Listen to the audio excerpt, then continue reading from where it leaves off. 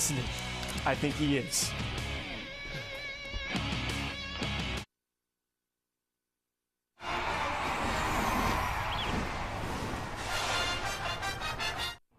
Welcome to Lorman, Mississippi, where Air Canada has landed at Alcorn State.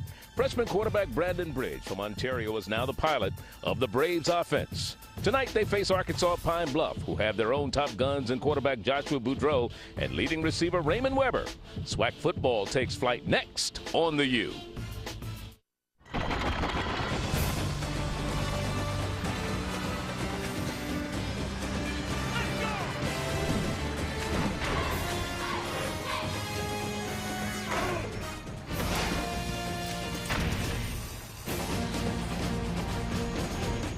Welcome to Lorman, Mississippi for ESPNU College Football Primetime, presented by McDonald's. We're at Jack Spinks Stadium on the campus of Alcorn State for the SWAC matchup as the Braves host the Golden Lions of Arkansas Pine-Bluff. Let's check out the latest SWAC standings. The Western Division, led by Grambling. They're at 5-0 with Pine-Bluff in fourth, while in the East is Jackson State on top and Alcorn right on the heels in second place at 2-2.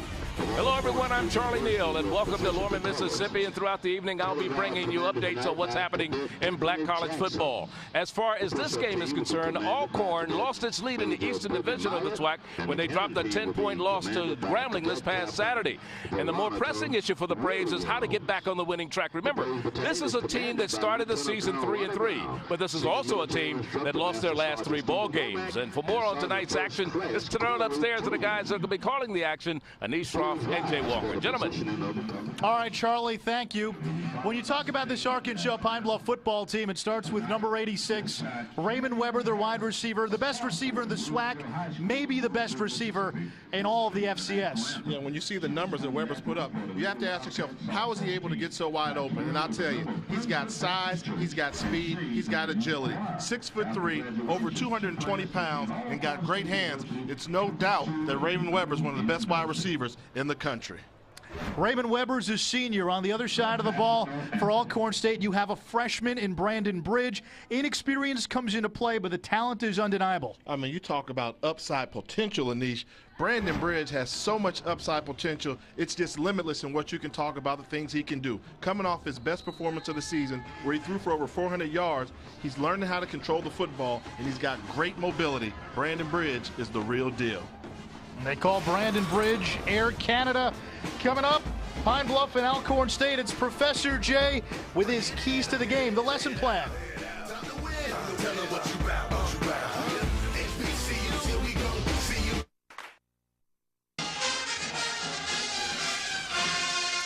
Welcome back to Lorman, Mississippi, waiting for the start of this game between Arkansas Pine-Bluff and Alcorn State here at Jack Spinks Stadium. And let's meet the 2 head coaches in this football game. Monty Coleman, his 3rd year at Arkansas Pine-Bluff, took over after the 2007 season. He went to Central Arkansas as a walk-on and then had a standout NFL career with the Washington Redskins. And Jay, what's the key to this game? What's your lesson plan for the Golden Lions? Well, if you're Arkansas Pine-Bluff, on offense, you must protect your quarterback. You've got a guy that can throw it. If you give him time in the pocket, he can pick you apart. Defensively, anytime you're going against a freshman quarterback, create turnovers. One thing that Brandon Bridge has done during this season has been a little erratic protecting the football. Meanwhile, for Alcorn State, their head coach is Ernest Collins. He's in his 2nd season as the Braves head coach. It's his 3rd season with the program. Jay, what's going to be the key for Alcorn to succeed tonight? Yeah, if you're Alcorn State, you know, Coach talked about the fact that we must win the time of possession. He was adamant, so they must control the clock, win the time of possession. And on defense, they must stop/contain Weber. When you got a talent that good, you can't ever think you're going to stop him. You just want to contain him and see if you can get his numbers down. Alcorn State will kick things off. It is Arturo Tamayo to kick it off. Trey Austin back deep for Arkansas Pine-Bluff, and we are underway here in Lorman, Mississippi. This is Austin. And he gets taken down at the 20-yard line. LaRon Trigg on the stop, and Arkansas Pine-Bluff with the football first. There's Ernest Collins, once again, second season as the Braves head coach. A 6-9, a bizarre turn of events that actually put him in position to be the head coach of the football program. We'll get into that in a little bit, but first, here comes Arkansas Pine-Bluff and senior Josh Boudreau. 6'4", 239 pounds. This is a dink and dump offense, and the guy to watch for, number 86, Raymond Weber. Boudreau on first down, completes. And that's Chris Bolton for a solid pickup of 7. Let's meet this Golden Lion offense. Again, it all starts with Raymond Weber. He has half of the team's total receptions. And on that offensive line, watch out for number 70, Teron Armstead. He's the SWAC Conference shot put champ. Here's a kid who was looked at by some D1 schools as well, including Illinois. And boy, the band's already getting into it from the get-go. SWAC football, Anish. SWAC football. Play action on 2nd and 3. Boudreau throws. He completes. And it's a first down. Who else? Raymond Weber, his first catch of the game. Let's meet this Alcorn State defense. Malcolm Taylor, first team SWAC last year, and he led the conference a year ago with 9 sacks. Hervé Tonye, the middle linebacker, played in just one game a year ago, had 17 tackles in that game. He's a playmaker, and Jamison Smith, their big playmaker in the secondary, is senior. He's got 3 interceptions on the season. 1st and 10, Arkansas Pine-Bluff. Ball thrown 40-yard line, empty backfield as they go 5 wide. Boudreau throws over the middle, and that's over the intended receiver, Chris Bolton. Jay, that's not really Arkansas Pine-Bluff's game, the long pass over the middle. This is a team that likes to dink, dunk, a lot of quick outs, screens, and slants. Yeah, they do, and I think one of the things that you'll see is as the night progresses, the complicated part about this offense is if you're Alcorn State, you got to locate Raymond Weber. They never line him up in the same position twice. They'll line him up at X, then he'll move into the slot receiver. They'll go into a trips formation and move him around. So locating where Raymond Weber is every snap of the ball is going to prove to be a challenge for Alcorn State this evening. Right now, Weber at the top of your screen. High snap. Boudreau nearly lost it. He's going to run now. And he gets across the 45-yard line. A gain of 6 on the play. It'll bring up 3rd and 4. Jamison Knox coming up from the secondary to make the tackle. And that's a smart, heady play there by the senior quarterback, Josh Boudreau. They were trying to run a read option play. High snap, threw off the timing of the play. Rather than try to force something that's not there, just tuck it, run with it, and pick up as many yards as you can. Boudreau would fall under the category of dual threat quarterbacks.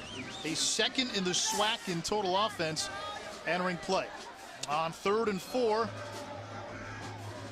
here's Pine-Bluff.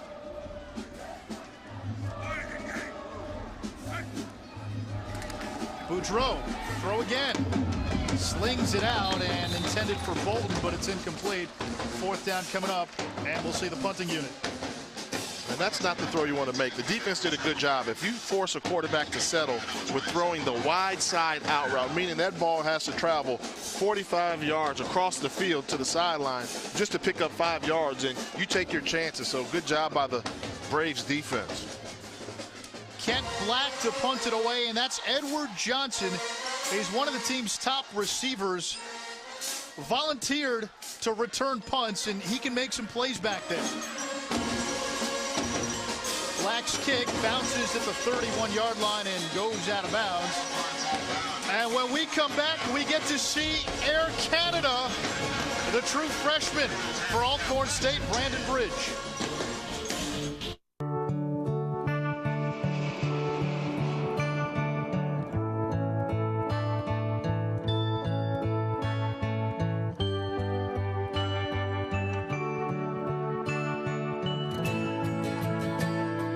HD by Comcast.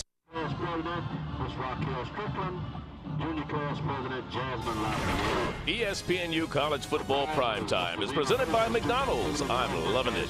And in part by the Capital One Cup. To learn more, go to CapitalOneCup.com. Now back to the guys in the booth. All right, Charlie, start of, I should say, first quarter here. And Whoa! how about Brandon Bridge taking off on the first play for Alcorn State? We hardly had a moment to gather our thoughts. We're coming back from break. Air Canada doesn't wait for us. Ground Canada right here, Lo. This is more like Ben Johnson style. The read option bobbles it, and look at the legs. We talked about the dual threat athleticism. Look at him, but he made the freshman mistake. He looks around. Don't look around, just run all the way or else he'd have been in for a touchdown. But you saw the legs right there in the first play, Niche, didn't you? 55 yards on that first play. They go to the ground, and this is Gabriel Nash. A short pickup on first down. Got 3, maybe even 4 yards, so it'll be about 2nd down and 7. And back to Bridge, as we've talked about. He's the pilot of this offense, a true freshman who's assumed the reins. The talent, again, unquestionable. That's how he slings it out to Ryan Singleton. And Singleton inside the 5-yard line. That's going to bring up a 1st and goal. So we've seen him make a play with his feet and now with his arm. Yeah, you know, one thing about Bridge is the quick release there. He's bigger than you think. You know, the way you saw him running that first play, you think dual threat quarterback, 6'1", 6'2".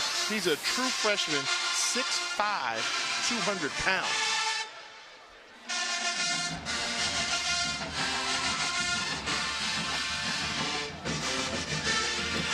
First and goal now for Alcorn State. 11:21 to go here in the first quarter.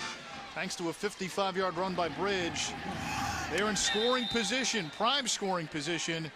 And that time the pile pushed forward. Gain of a yard maybe on the play. You know, one thing we know about Alcorn State, it's weird what they were saying. They must win the time of possession, but yet they're the hurry-up offense. They call plays in bunches, so they just want to be what you call good old-fashioned ball hogs. And that last run made it a 1st and goal, and this time it's Bridge on the quarterback keeper, and the Canadian sensation gives Alcorn the early 6-0 lead. It happened quickly. If you blink, you missed it. Long run and then a quick pass and then another run. You know, anytime you've got a big quarterback, you got to know in today's college football, quarterback under center, look for some type of QB sneak or run. And he got a little help. They put a big lineman in the backfield. Franco Knox, the backup left guard, got there and gave him a little extra push. Bridge, the holder on the point after. These have been a bit of an issue for this Alcorn State football team.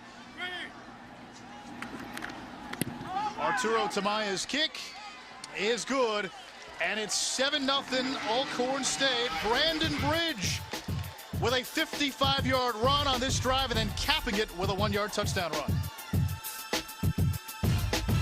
Welcome to McDonald's. May I take your order? Yeah, we'll have... I'll take a Walmart gift card so I can buy a bunch of stuff. Dad, cool video games from EA Sports. Yeah. A whole game room. And a trip to the spa. Monopoly at McDonald's is back, and it's easier to win than ever. With game pieces on your favorite food and over $200 million in cash and prizes, odds are 1 in 4 wins. I didn't know we ordered a Ford Shelby GT500. The simple joy of winning. Mama's got a new ride.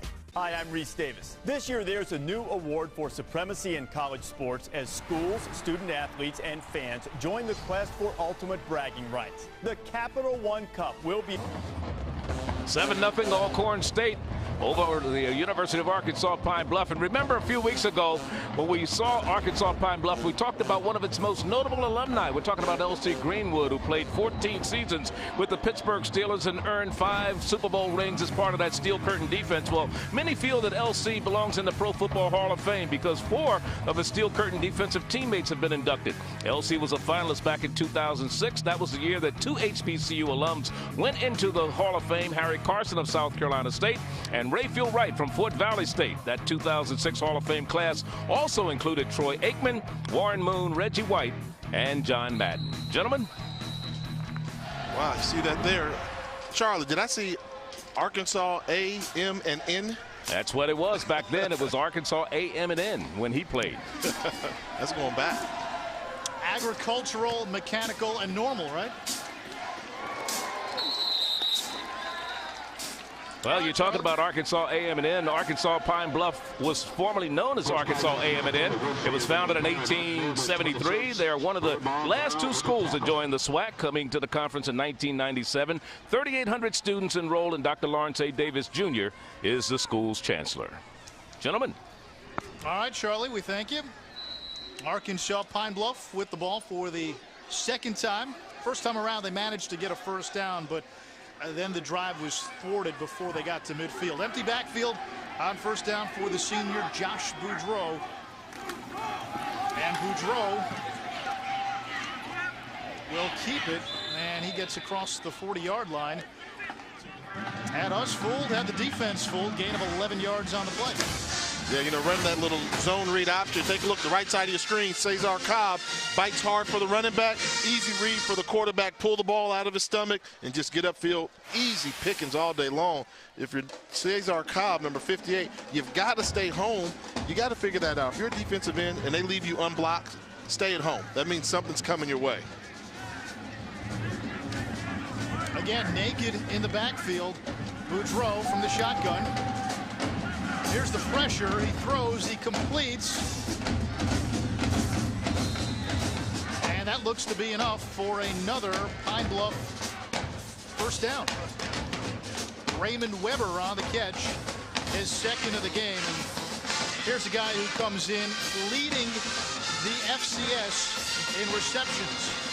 You know, and it's not by accident. I mean, it's good to be Raymond Weber around that campus at Arkansas Pine-Bluff. You've got an offense that is designed around you. They're going to move you around, find different ways to get your looks and get your touches, and then the rest is up to you. And he's showing the athleticism and the strength where it took 5 brave defenders to bring him down. First time they've given it to a running back, and this is Davion Woodfin. And he gets 2, maybe 3 on the play. Second down coming up. Hervé Tonye on the stop. And Tonye is a good one. You know, we talk, you know, obviously about the freshman linebacker for Arkansas Pine-Bluff. Well, you take a look at Alcorn State, and, you know, Tonye is one of those guys very active, very similar to Jerian Harris. He likes to run sideline and sideline from that middle linebacker position. So if you've got a team that's going to run that read option, first thing you got to do is stop the read portion of it and tackle the running back, and Tonye is up to the task. Tonye, 6'1", 225. He's Alcorn State's leading tackler. Another run here on second down, but that's not going to get Pine-Bluff anything. A good stop there by the Alcorn State defense, and, you know, give credit to defensive coordinator Zach Shea early on.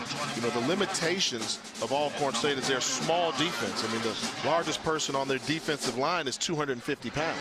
So you think when you're that small that you should get pushed around. I mean, they've got a nose tackle in Randy Carter. I thought it was a misprint. The nose tackle right above the center, 5'9", 245 pounds. 5'9". Playing defensive line.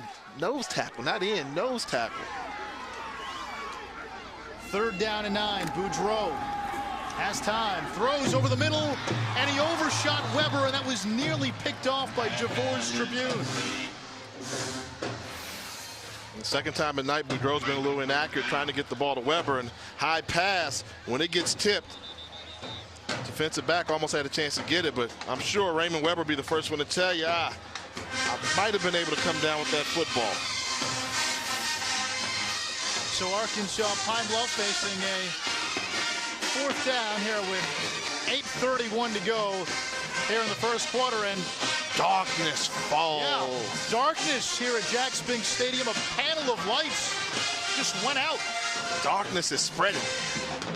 This is a little bit of deja vu, because when these two teams played a year ago, if you look it up in a media guide or online, you'll say, well, these two never played. Well, they did. They played an entire half.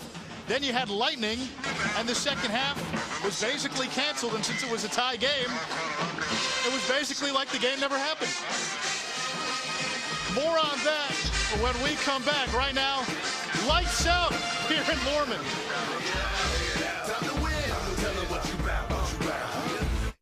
Since 1920, we are the Southwestern Athletic Conference, the collegiate home of Hall of Famers like Jerry Rice, Walter Payton, Willis Reed, and Lou Brock, the tradition and pageantry.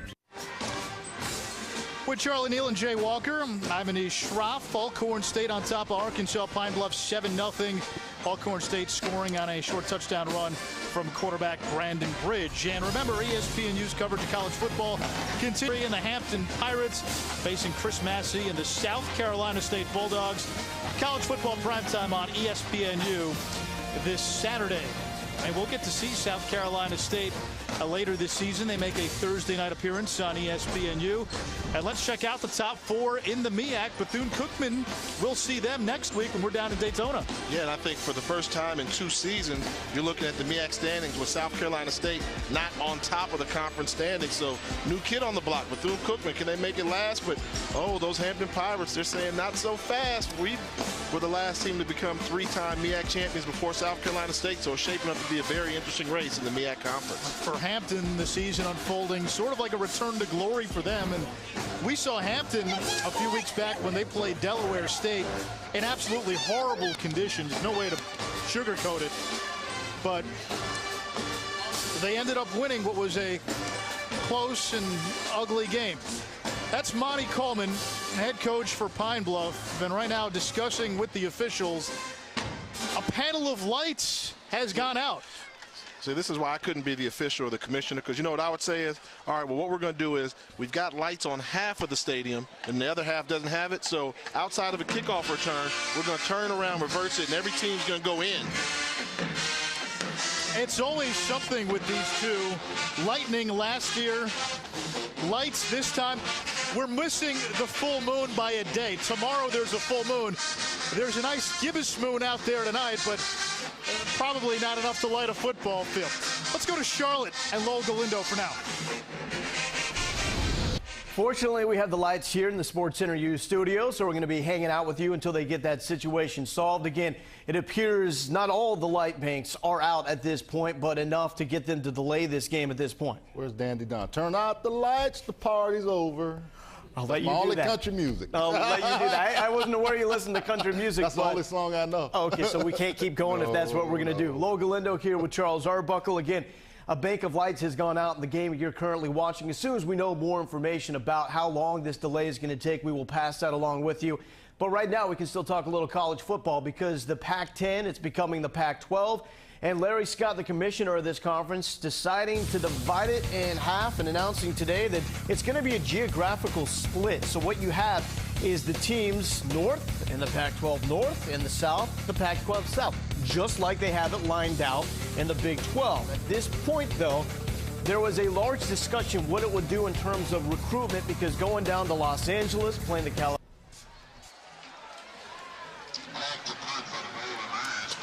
Lowell, thank you. And the light panel almost completely recharged here. Yeah, that's pretty funny, Barbara. Halloween, bats, batty, batty, batty. We are in Mississippi. You have a lot of bats down here in southwest Mississippi. The light panel went out. They can't play until the lights were back on. And, boy, we didn't think lightning could strike twice, but you knew it would be something. When these two teams played last year, they couldn't play the second half because the game was canceled due to lightning. All right, let's resume. 4th down. Arkansas Pine-Bluff punting. Kent Black gets one off. Fair catch by Edward Johnson inside his own 10, a 43-yard punt. Alcorn State on its first possession marched down the field, and they got in the end zone. It all started with this. Brandon Bridge saying, hey, I'm just a freshman. This is your first time seeing me, Arkansas Pine-Bluff. Check out my wheels. Anissa, you know he's playing with a sore hamstring. If he was 100%, he'd have been in for a touchdown. But sooner or later in the drive, he got it in there on a quarterback sneak to give them the early 7-0 lead. 6'5", 195-pound freshman from Ontario, Canada. And let's see what Alcorn can do here on its second drive. Like Pine-Bluff, they use a spread offense. Gabriel Nash gets the handoff on first down and doesn't get very far. Well, let's meet the Alcorn offense. They scored so quickly the first time we couldn't. Edward Johnson, a senior captain. They call him Steady Eddie. He's their go-to receiver. Was the team's leading receiver a year ago, their number 2 receiver this year.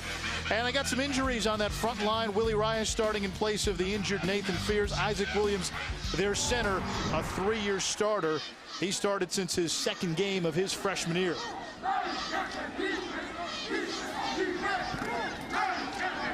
Bridge completes here on 2nd down and 8 to Simon Collier. And that looks to be good for a first down. Meanwhile, for this Golden Lion defense, Ibrahim Abdullah, they call him Hero.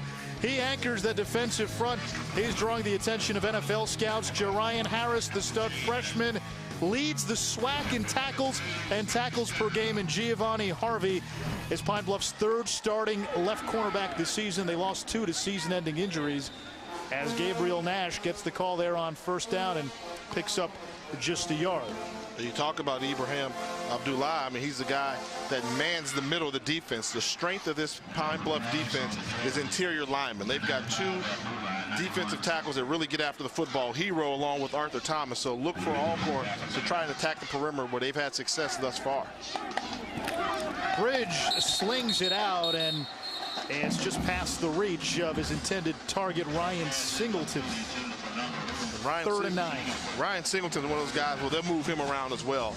They'll line him up as a tight end in a 3-point stance, and then they'll flex him into a slot receiver to make him a pure wide receiver. They really like his athleticism and his ability to do multiple things on the football field. 3rd down and 9 for the Braves. Singleton right now the slot receiver at the bottom of your screen. Here's Bridge.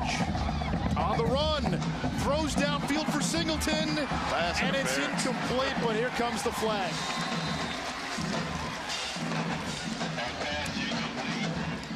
Talked about how they like to get Ryan Singleton in different locations and formations. Well, this time they put him in the slot. He's going to run a corner route. Brandon Bridge sees daylight to the outside, buys some more time, put some good air on the ball. That way the defensive back can't get over there. The safety number 20, Raymond Duplachain, who was called for the pass interference. But had he tried to make that throw a line drive throw, then Duplachain could have come in there and knocked it down. Instead, he put some air on it. Accurate throw. Would have been a big gain. Instead, it's a pass interference call, and they get the first down. In college, it's not a spot foul, so a 15-yard penalty. 1st down and 10 for Alcorn State from its own 34, and more yellow.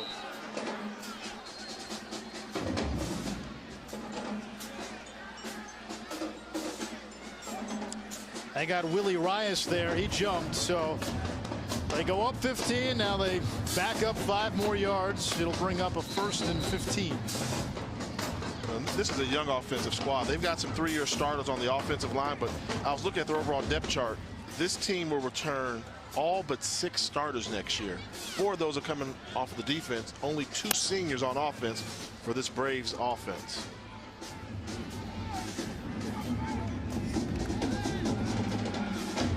Bridge slings it out. This is to Jacques Caldwell, and Caldwell doesn't get very far.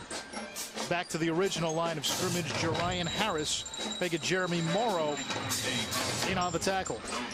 It's interesting to see the goal line defense play a 4-4-3. 4 down linemen, 4 linebackers within 5 yards of the line of scrimmage, and only 3 defensive backs. So when they do that, they're daring you to throw the football, and they're going to play zone coverage and just come up and make good tackles. So take a look at the scheme here. You see the 4 down linemen, then you see those 4 linebackers all crowd the line of scrimmage, daring you to throw.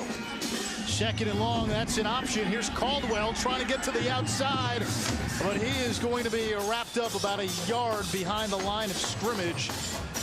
Ryan Shaw and Derek Timber among a number of white jerseys who were there to make the tackle. Yeah, why didn't the play work? So they've got 4 linebackers in there, so you've got 8 guys within 5 yards of the line of scrimmage.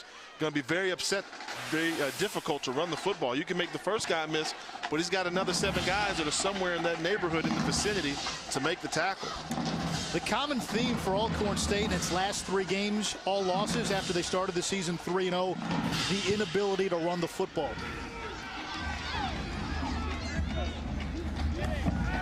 Bridge looking to throw on 3rd and long. Throws over the middle, and it's in and out of the hands of Terrence Lewis. 4th down. That's when you've got to make that catch there. Great job of recognition of the defensive coverage by Brandon Bridge. Nice pocket. Nobody gets close. He finds a throwing lane, delivers a strike right between the hands of Terrence Lewis. He's got to come down with that ball, keep the drive alive. Great pass. I mean, that's a little thrown ball. That's just a straight drop. So it brings up 4th down and 15. Arturo Tamayo, who's also the kicker, is the punter for Alcorn State.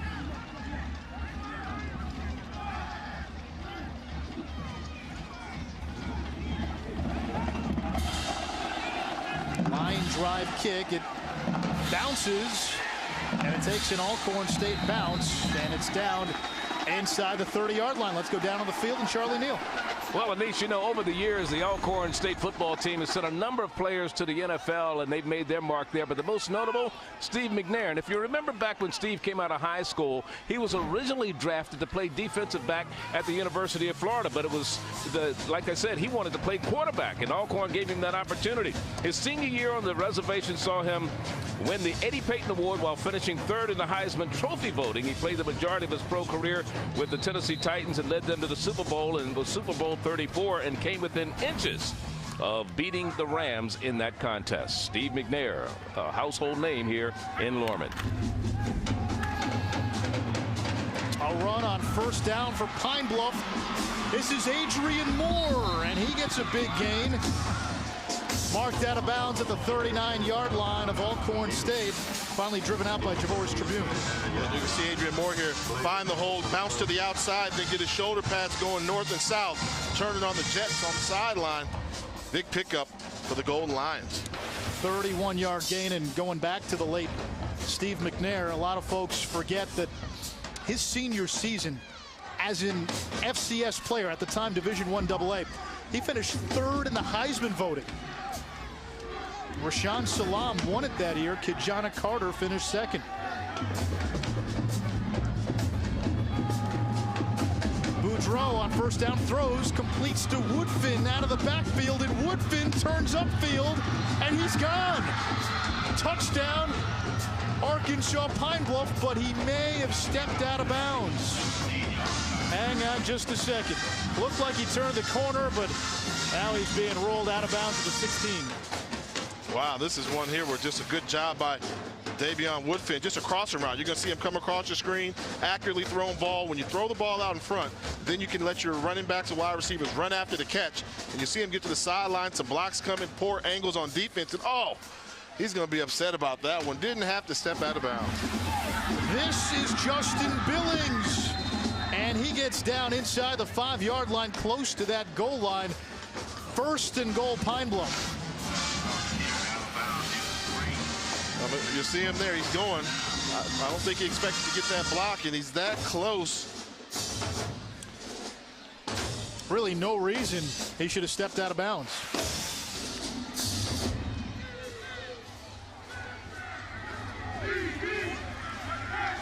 So first and goal, bunch formation here for Pine-Bluff. They'll keep it on the ground. This is Adrian Moore, and he bulldozes into the end zone. Arkansas Pine-Bluff is on the board. A 3-yard touchdown run by the junior Adrian Moore.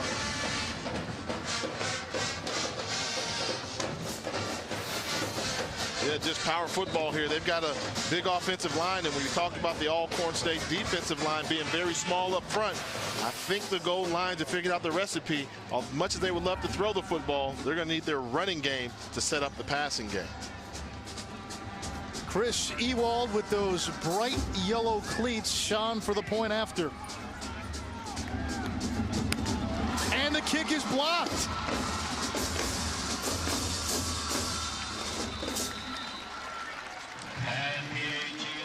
So it's 7-6 as the point after blocked by Alcorn State.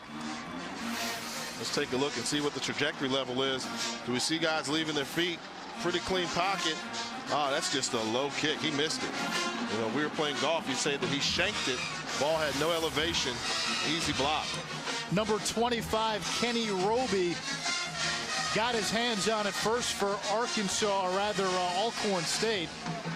And so it's 7-6 now, and we've seen a couple times in just games we've done this year where an extra point here, an extra point there makes a difference. That 1 point will come back and hurt you and change the dimension of the game, because somebody gets up and all of a sudden, instead of being down by 7 points, you end up being down by 8, or instead of being down by 8, you're down by 9, which requires 2 scores. So take a look at that extra point, see if that 1 point makes a difference in this contest. If you're just tuning in and you're wondering how this game is about an hour old and there's still time left in the first quarter, we had a bit of a delay. A light panel went out at about the 8.5-minute mark of the first quarter. That slowed the game up. They eventually resumed. They got the light panel working. It is 7-6. Alcorn State on top of Arkansas Pine-Bluff. Line drive kick by Ewald. And it's taken by Jacques Caldwell. And Caldwell gets across the 35-yard line. We were talking about Steve McNair a moment ago, and I don't think you can understate how good this guy was when he played in Norman. I mean, he carried the mantra for black college football during the 90s. And, I mean, make no mistake about it, he was doing fantastic things from the moment he stepped on campus here at Alcorn. Let me ask you, because you were a black quarterback when you played at Howard, and when McNair was coming up, that still wasn't the norm. That still wasn't something that was as accepted as it is now. What sort of doors did he open being so successful at Alcorn and then at the next level? I think some of the things that McNair was able to spark. I mean, for a while there was this rule that you had to be fantastic, and these are fantastic numbers you'll see there. I mean, imagine after all these numbers he put up, there still was some questions about whether or not he should be drafted in the first round. Well, he proved all those doubters wrong. And then you think about the fact that now you don't have to be exceptional. You can be very good and be good enough to play in the NFL, and you get that opportunity. We want to get Charlie's perspective on this as well, and we will right after this play. 2nd and 9 for Alcorn State. It's a run, and Arnold Walker, or rather Jacques Caldwell, isn't going anywhere. Charlie? Well, you know, you're talking about Jay and Steve McNair. They had some classic battles while he was at Howard University. I remember one extremely fantastically played game, high-scoring affair up at Howard University at their field. And I think if Steve McNair, if you remember this, Jay, had the ball one more possession, they might have beaten you. I think that's very accurate to say, considering the fact that we were leading 38-6 at halftime and only won by 3 points. McNair was known as Air McNair. This is Air Canada, Brandon Bridge, and he's taken down by Jerian Harris after a gain of 4. Yeah, when you see tackles like this, you got to get nervous if you're Alcorn State, because your quarterback already has a sore hamstring, and this is almost what you call a horse collar tackle there. Could have easily been called that, and he gets swung around, and bad things happen when defenders tackle you from behind and fall to the turf, forcing you down. So it's 4th and 7. I don't know if you just heard the PA announcer over the broadcast. He asked the band to stop playing while the ball was being snapped, and that got a spattering of boos in the crowd right beneath us in the press box. That happens every week in SWAC football, Niche. Arturo Tamayo's kick takes a bounce, goes out of bounds. Spotted at the 28-yard line. Don't forget, Saturday morning, ESPNU previews a busy day in college football at 9 a.m. Eastern.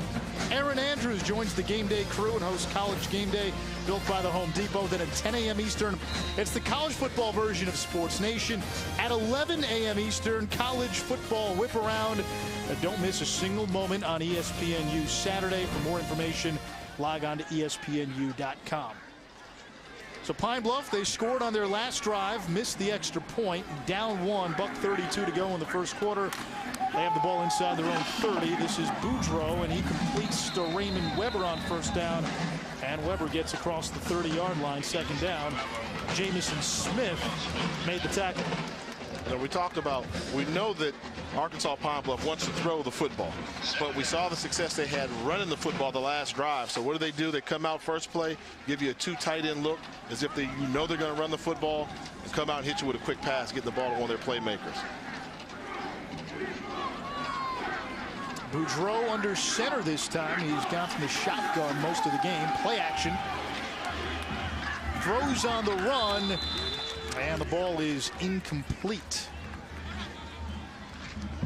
Great break on the ball by Jamison Knox there, the freshman defensive back for Alcorn. And you talk to the coaches about him, they said, well, he's the fastest player in our defensive secondary, meaning he's the fastest guy in our defense. And you saw the reaction, the ability to close and bat that ball away without getting a penalty. And he's just a freshman as well. So we talk about the youthfulness on this Braves defense and the whole team as a whole. Well, these are another reason why the future is looking so bright down here in Lawman, Mississippi. Empty backfield here on 3rd and 7 for Boudreaux. is going to take it himself. Right up the middle, the ball comes out, but I think Boudreaux may have been down.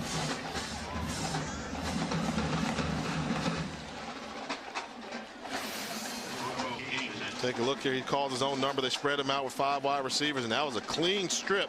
Very fortunate to get that football back. You saw Malcolm Taylor, one of the best defensive ends in the SWAC conference there, disrupting the quarterback, going for one of those, what do they call it, BDs? Ball disruption. Yeah, something they practice every day, and they call it. It's time for the BD drill, ball disruption drill. This is a big play, a risk-reward type defense that Alcorn State features. Pine-Bluff 0 for 3 on 3rd downs after missing that last 3rd down conversion, and another punt for Kent Black. And it takes a Golden Lion bounce down at the 16-yard line, and that's where Alcorn State will take over, a 49-yard kick. And it also takes us to the end of the first quarter, 7-6. Braves on top of the Lions with Jay Walker. I'm Anish Shroff. We've got Charlie Neal down on the field. He's offering us updates and perspective throughout the game. Alcorn State on its first drive, a 55-yard run by the quarterback, Brandon Bridge, and then Bridge would later cap the drive with a 1-yard scoring run. And then we had a little bit of an issue with the light panels. One of the light panels went out, causing a delay. We waited it out. Bats actually ran into the lights. How many times will that happen again in our lifetime? Well, last year, weren't you doing an Alcorn Pine-Bluff game when it was canceled due to lightning at halftime? Yeah, there was about 3 hours worth of lightning, and I remember, you know, it was funny because both teams wanted to play, but to me it seemed like one of those boxing matches where nobody hit each other. So I can understand if one team was in the driver's seat winning 21-3, keep playing. It was 3-3 at halftime, and they wanted to keep fighting. We're like, you guys aren't fighting. You guys are just kicking the ball back and forth to each other. But they ended up canceling that game, and it didn't count because last year in the SWAC conference, they only had 7 conference games you had to play. This year, the SWAC conference, they've got 9 conference games. They all count. So if the lights go down, there'll be no cancellations. They'll have to make up the game. We will be waiting, and if we miss our flight, we miss our flight. We'll be waiting. So you had the light delay, and then Alcorn eventually got a touchdown on a run from, or I should say Arkansas Pine-Bluff got a touchdown from Adrian Moore, a short TD run, but missed the point after. So it's 7-6. That's where we stand. Start of the second quarter with Jay Walker. I'm Anish Shroff. We come to you from Jack Spink Stadium in Lorman, Mississippi. ESPNU College Football Primetime presented by McDonald's.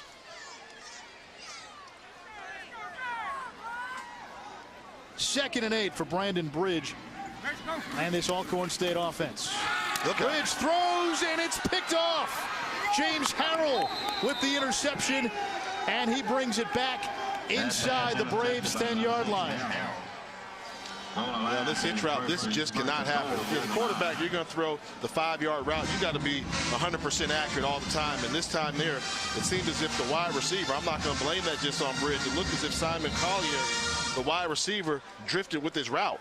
The hitch route, you're taught to throw to the backside shoulder. Well, if the wide receiver continues to run upfield, you've got no point in which to aim for, no target. In that case there, James Harrell, I don't know if he'll get an easier interception. Harrell's a senior. He makes big plays. This is his 3rd interception of the season, had 4 last year. Here's Adrian Moore on first down, and a touchdown for Moore, his 2nd of the game, and Pine-Bluff takes the lead. Yeah, I think that Arkansas Pine-Bluff has figured out the recipe for beating this Alcorn team is going to be to push your weight around, run the football. They seem to be very effective running the football tonight. I know it hurts to get away from throwing the ball to Raymond Weber, your best football player, but sometimes you got to do what the defense gives you, and they're giving you the running game right now. Ewald on for the point after. His first kick was blocked by Kenny Roby.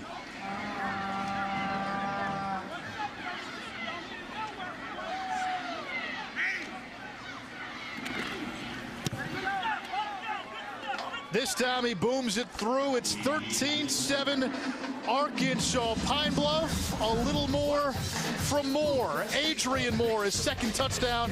This one puts the Golden Lions out in front.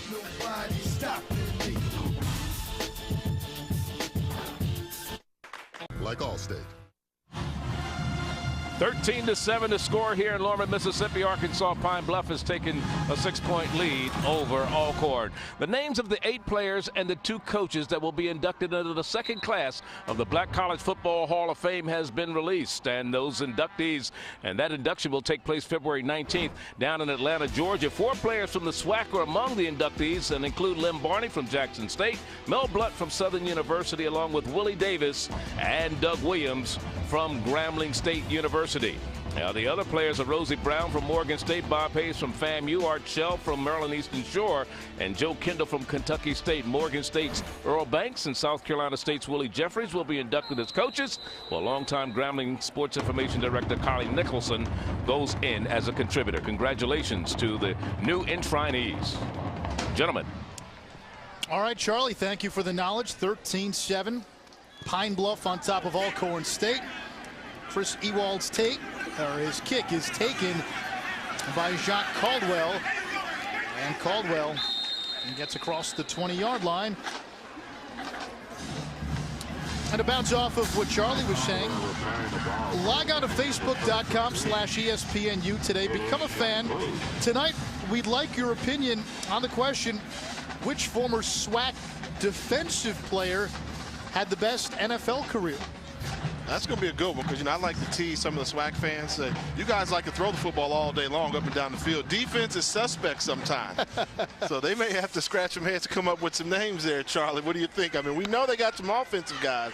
Oh, yeah, it's going to be interesting to see what names they come up with because there were some great defensive players came out of the SWAC that went on to the NFL.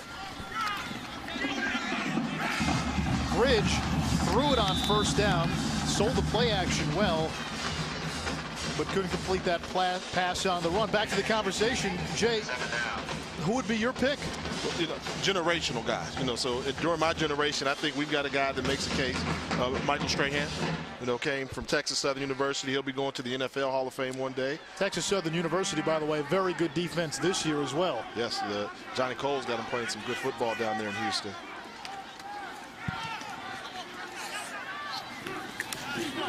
A run there on second down. That's Terrence Lewis. He gets 3 yards.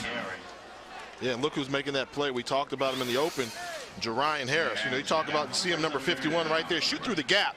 If you're going to take an aggressive approach like that, going inside then out, you better have some foot speed. He showed you he's got the foot speed to make the tackle. Harris wears number 51. That's the old number of his head coach, Monty Coleman, when he played 16 seasons with the Redskins. Coleman wore number 51, and actually 51 belonged to another player. Coleman saw how well Harris was playing, said, you know what? Harris is wearing 51. Bridge,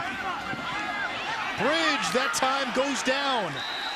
Nobody was open downfield. The pocket collapsed, and that's actually maybe a sign of maturity from the freshman quarterback taking the sack.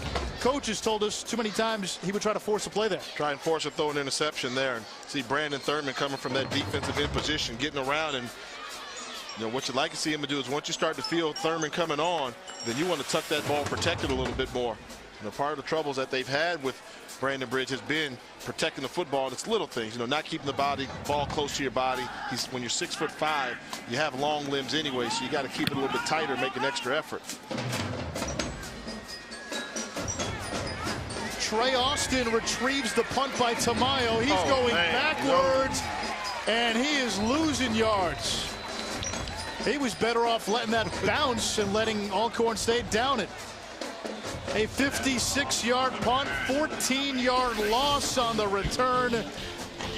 And Arkansas Pine-Bluff will start at its own 6-yard line when we come back.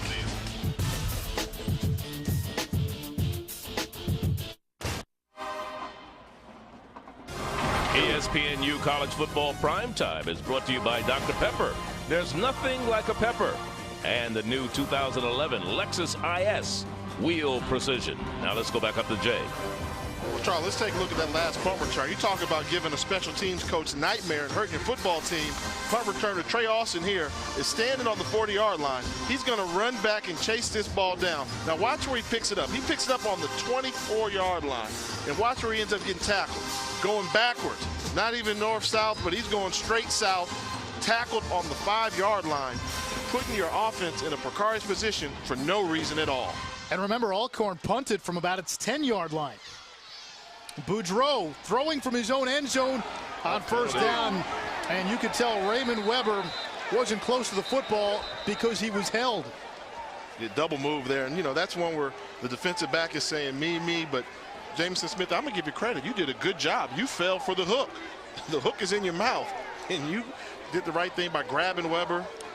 You're not expecting maybe a throw there on first down from the 5-yard line, and yeah, it is pass interference on Jameson Smith. And I like the fact that the Alcorn coaches were saying uncatchable ball, but if it's a double move and the guy holds you, that really slows you down by at least 10 yards downfield. So if you fall for the hook and you get held, then they've got to call it on you. Good job by the officiating crew. You have not said that very often this season.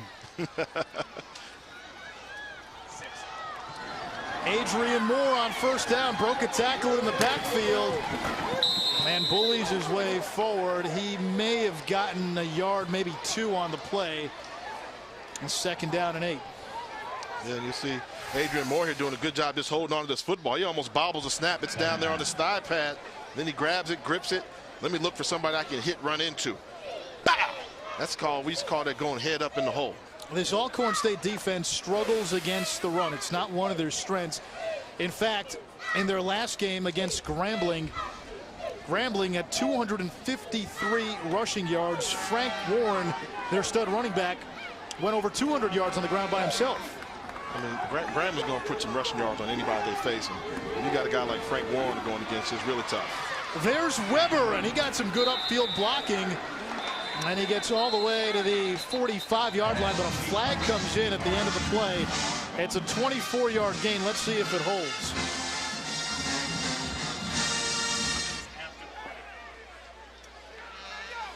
Once you've got the running game setting up the throwing lanes, this is what Raymond Weber likes. Let him catch the ball in space, wide receiver screen, show the athleticism, and at the end here on the tackle, you're going to see him be dragged down by his face mask, number 4. That's Javar's Tribune there. Got his hand up in the old face mask in the cage area. Official sees that. Going to flag and give us some more yardage on the penalty.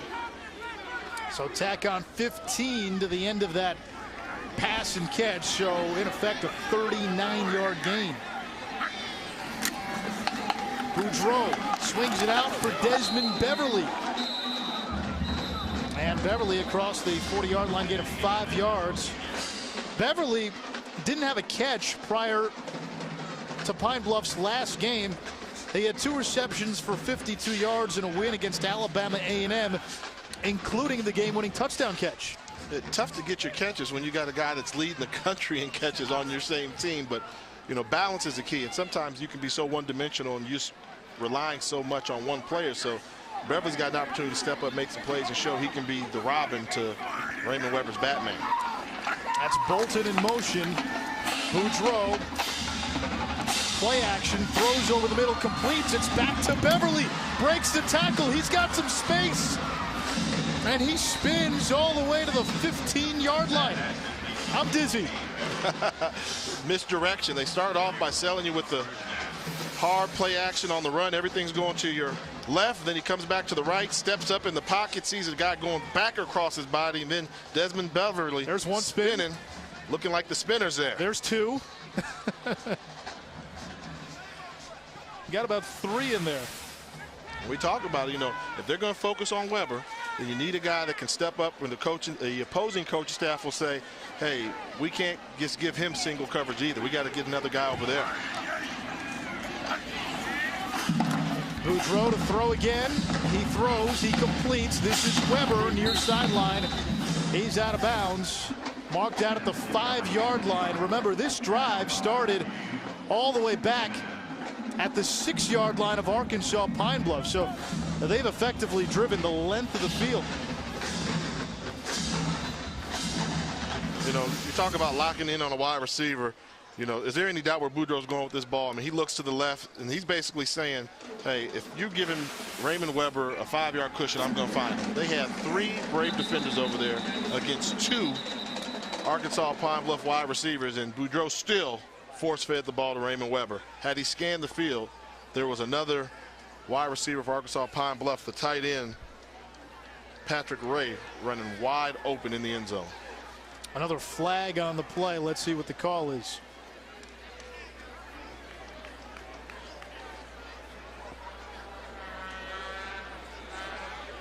Illegal substitution on Alcorn State. So half the distance, and it's 2nd down and goal now. I formation, 2 tight ends. TJ Shelton, the 2nd tight end of the game. Adrian Moore, the deep back in the I. He gets the call. He plows ahead, and he has his 3rd rushing touchdown of the game. Anytime that the Golden Lions can get in 3rd and short or any type of short yardage situation, because of the small size of the defensive line for Alcorn State, it's going to be an easy day at the office for Arkansas Pine-Bluff, and that much tougher for Alcorn. So with 9:17 to go, Arkansas Pine-Bluff has now scored 3 unanswered touchdowns, and they have a chance to go up 13. Chris Ewald's point after is good. It's 20-7. Take a look at Adrian Moore just finding a hole. Once you get down here, it's all about shoulder pad level, getting lower than the defense, and getting that forward lean to get to the end zone.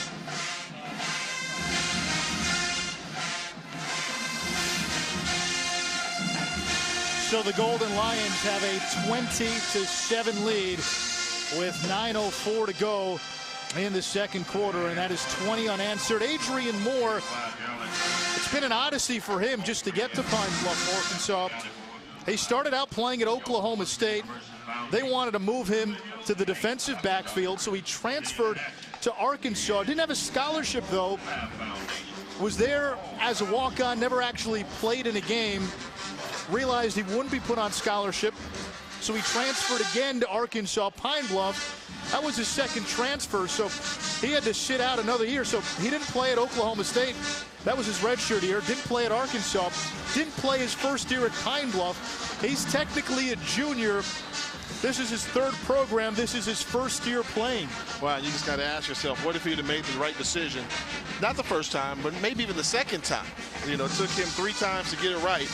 But, you know, everybody makes those mistakes, and you got to see where things fall in. And it seems like he's found a happy home in Pine-Bluff, Arkansas. Ewald's kick taken by Terrence Lewis, and he gets out across the 25-yard line. By the way, that last scoring drive for Pine-Bluff, 6 plays, 94 yards. Right now we go down to the field and Charlie Neal. Charlie? Well, let's take a look at the road ahead, brought to you by Lexus. You know, earlier this season, I said the greatest show this year in black college football belonged to the Bethune-Cookman Wildcats. We'll get a chance to showcase the Wildcats next Thursday on the U when they take on North Carolina A&T. They made believers out of a lot of people last Saturday when they shut out the #1 team in black college football, South Carolina State, 14-0. And it was the Bulldogs' first conference loss in 21 games. Should be a good game next Thursday in Daytona Beach. That Bethune-Cookman offense has certainly lived up to its billing. They can put up points. And I think it's they important. Can excite you. I think it's important to note that this is not your mom and dad's Bethune-Cookman offense. Well, one of the things, Jay, you know, Bethune is 6-0, and they're off to their best start since 2002. Not only are they 6-0, they lead the nation in scoring in total offense. Pretty good team. After the penalty, 1st and 15, Alcorn State. Bridge dumps it off, and Gabriel Nash doesn't get very far.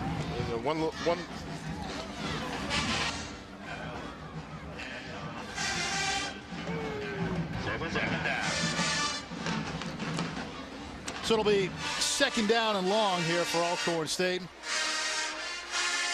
Brandon Bridge, the freshman, on his first play from scrimmage, a 55-yard run. But really, besides that, Alcorn State has done very little offensively.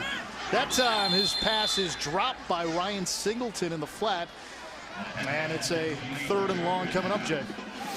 Yeah, tough, you know, going with the wide receiver screen, this little extended handoff play. And, you know, you can tell right now that this Alcorn State offense, as you alluded to earlier, after that first explosive run, they've kind of slowed down and settled.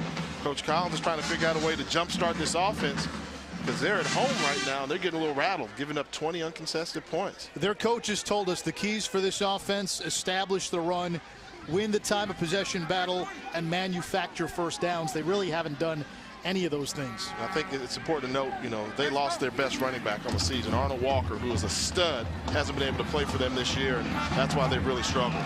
Bridge finds Edward Johnson, the guy they call Steady Eddie. He's their go-to receiver, a 31-yard gain as he slipped behind the DBs and gets a big first down. Yeah, you'll see this. I mean, you're not supposed to be able to get away with this throw here, but look at this. I mean, feet going horizontally, still had enough arm strength to get the ball out there to the soft spot of the defense and find Steady Eddie, as they like to call him, for the first down conversion.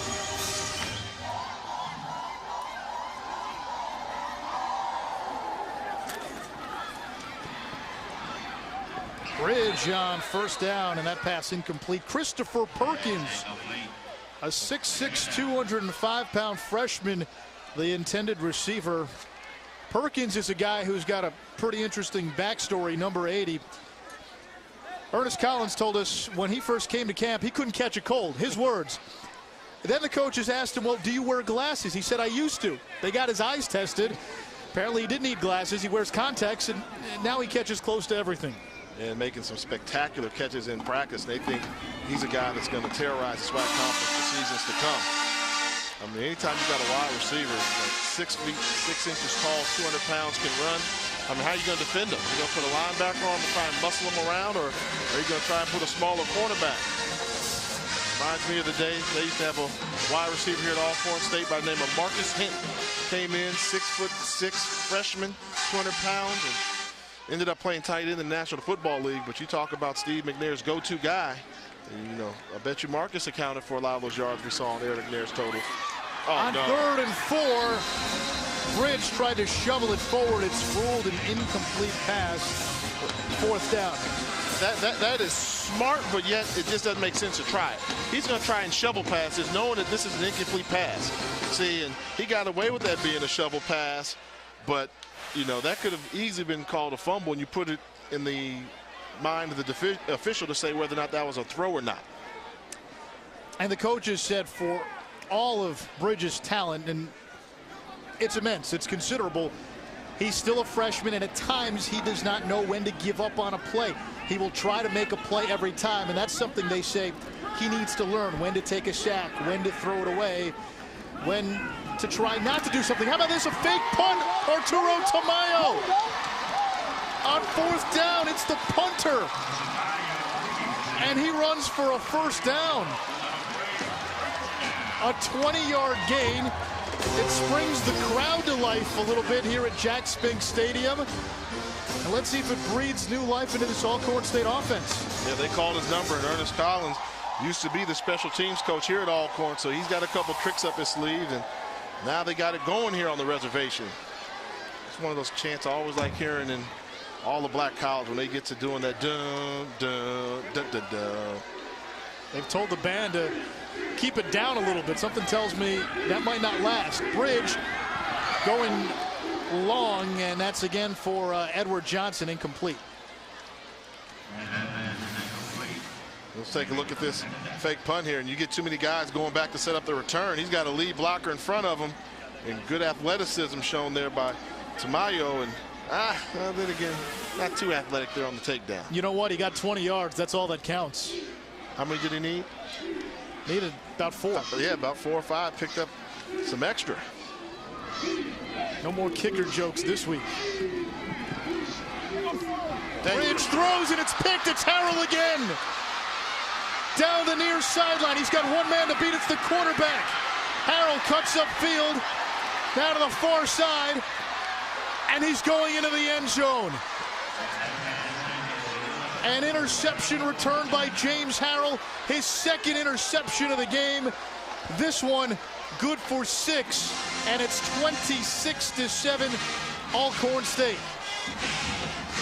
Yeah, this was a dangerous pass from the moment he let it release. I mean, not only did Harrell make the interception, take a look at Jerian Harris. He almost jumps up for the interception, and then Harrell gets it, turns on the Jets. He's the fastest defensive player on this goal line defense, and he's swerving, making people miss, cutting against the grain, showing he used to play running back in high school, I'm sure. And taking it to the house. Pick 6, quarterback's worst nightmare. An 84-yard interception return for Harrell.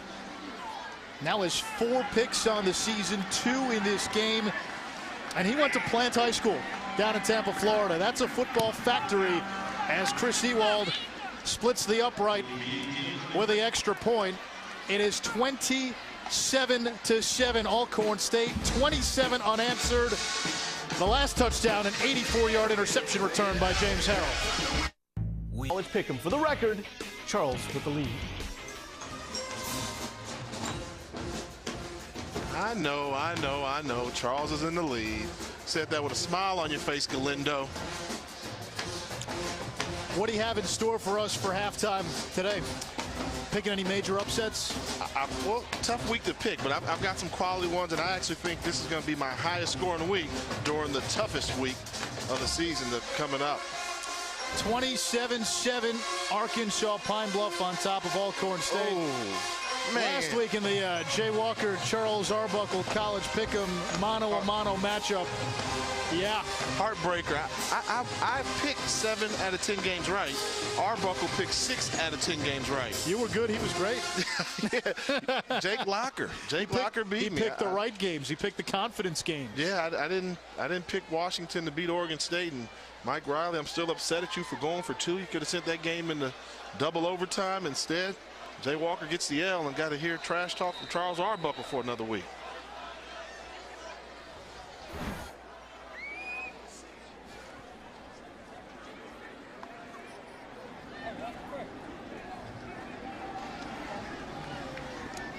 Jacques Caldwell to Voris Doss, back deep for Alcorn State. This is Caldwell from his own 5. Across the 20, still on his feet. Man, he finally tiptoes out of bounds at the 34-yard line, but there is a flag that flies in at the end of the play.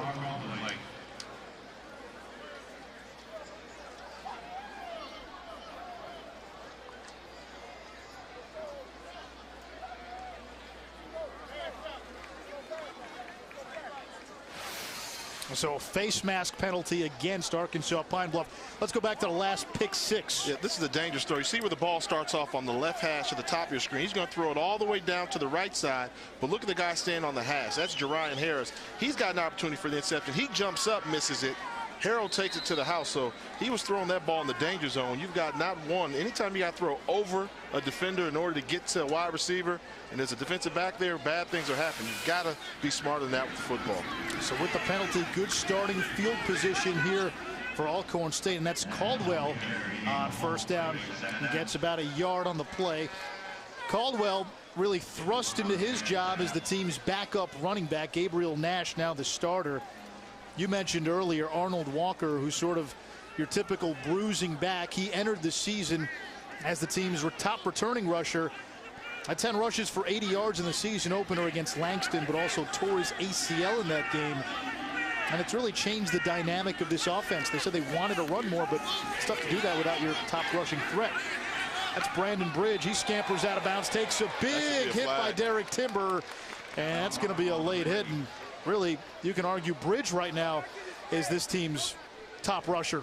Yeah, he is. He's starting to take the running game on for himself. The offense is only averaging 3 yards per rush, but Bridge is showing you, and he's doing this on one bad leg. You can tell that right leg that he's running very gingerly, and don't do that, young man. Derek Timber got there late. So that's 2 personal foul penalties here on Arkansas Pine-Bluff in the last 30 seconds or so. They had 1 on the kickoff, and after Bridge got out of bounds, Timber got an extra blow on him that probably was uncalled for. And important right now for Alcorn to realize where they are. They got the ball. They've crossed midfield.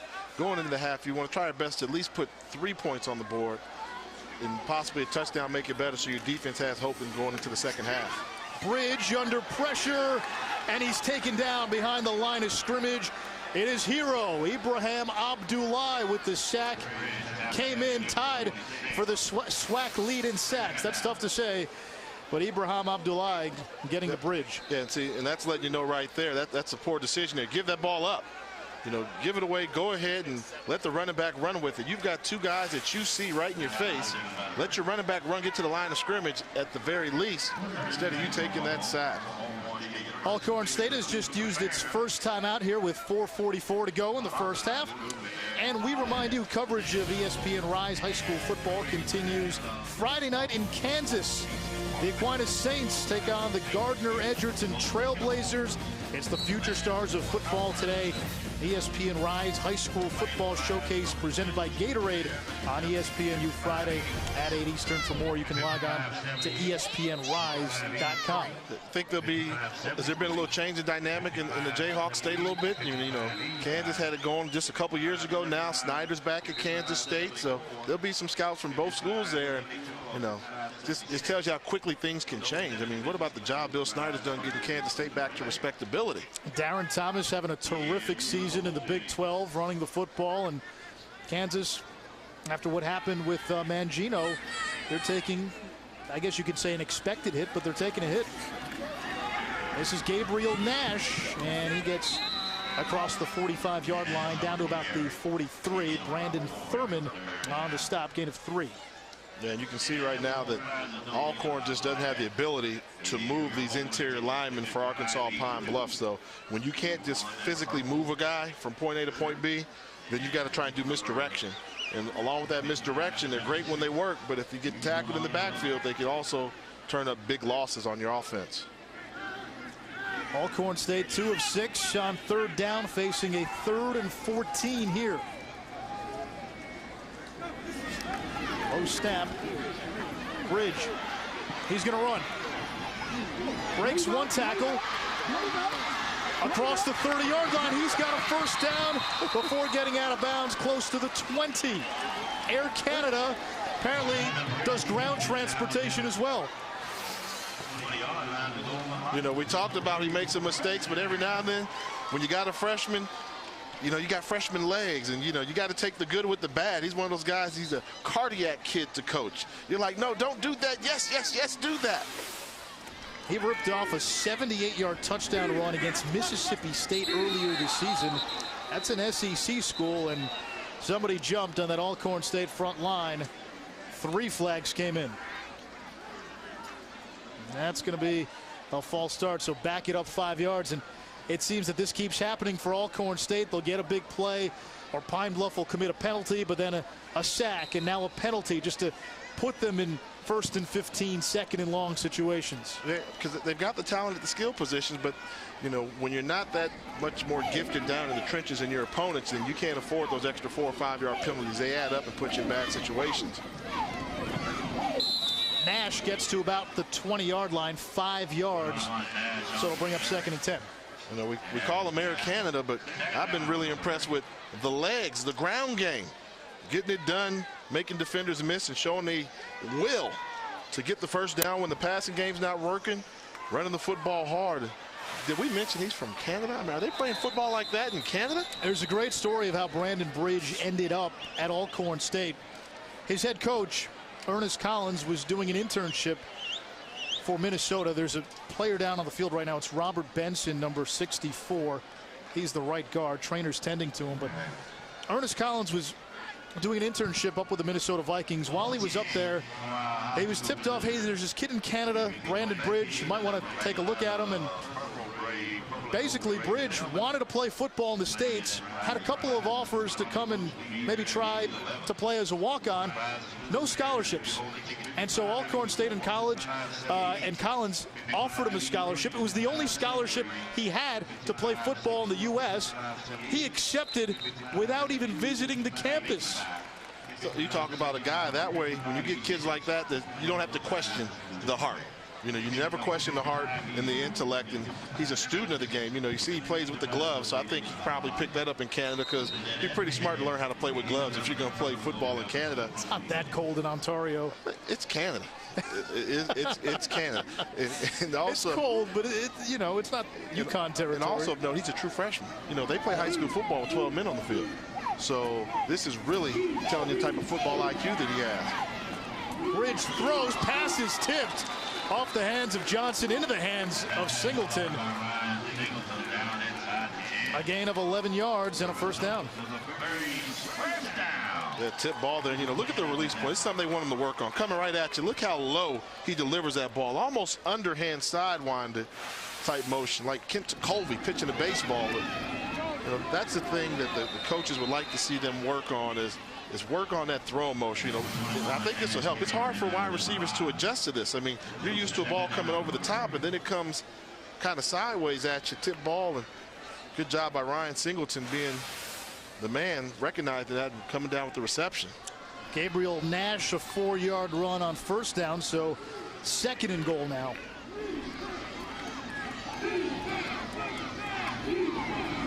Nash again, and he's in the end zone.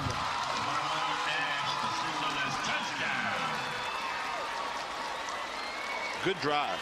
You know, they needed that going into the half, put some points on the board, possibly let the defense come back and make another stop so they can gain some momentum going in. Good job. And, you know, what I'm really most impressed about the fact that Brandon Bridge just forgot all about that interception, pick 6 he threw, and came out and engineered a drive down the field. That's a QB with a DB mentality. A 9-play, 55-yard drive capped by a 5-yard touchdown by Gabriel Nash. Arturo Tamayo on for the point after.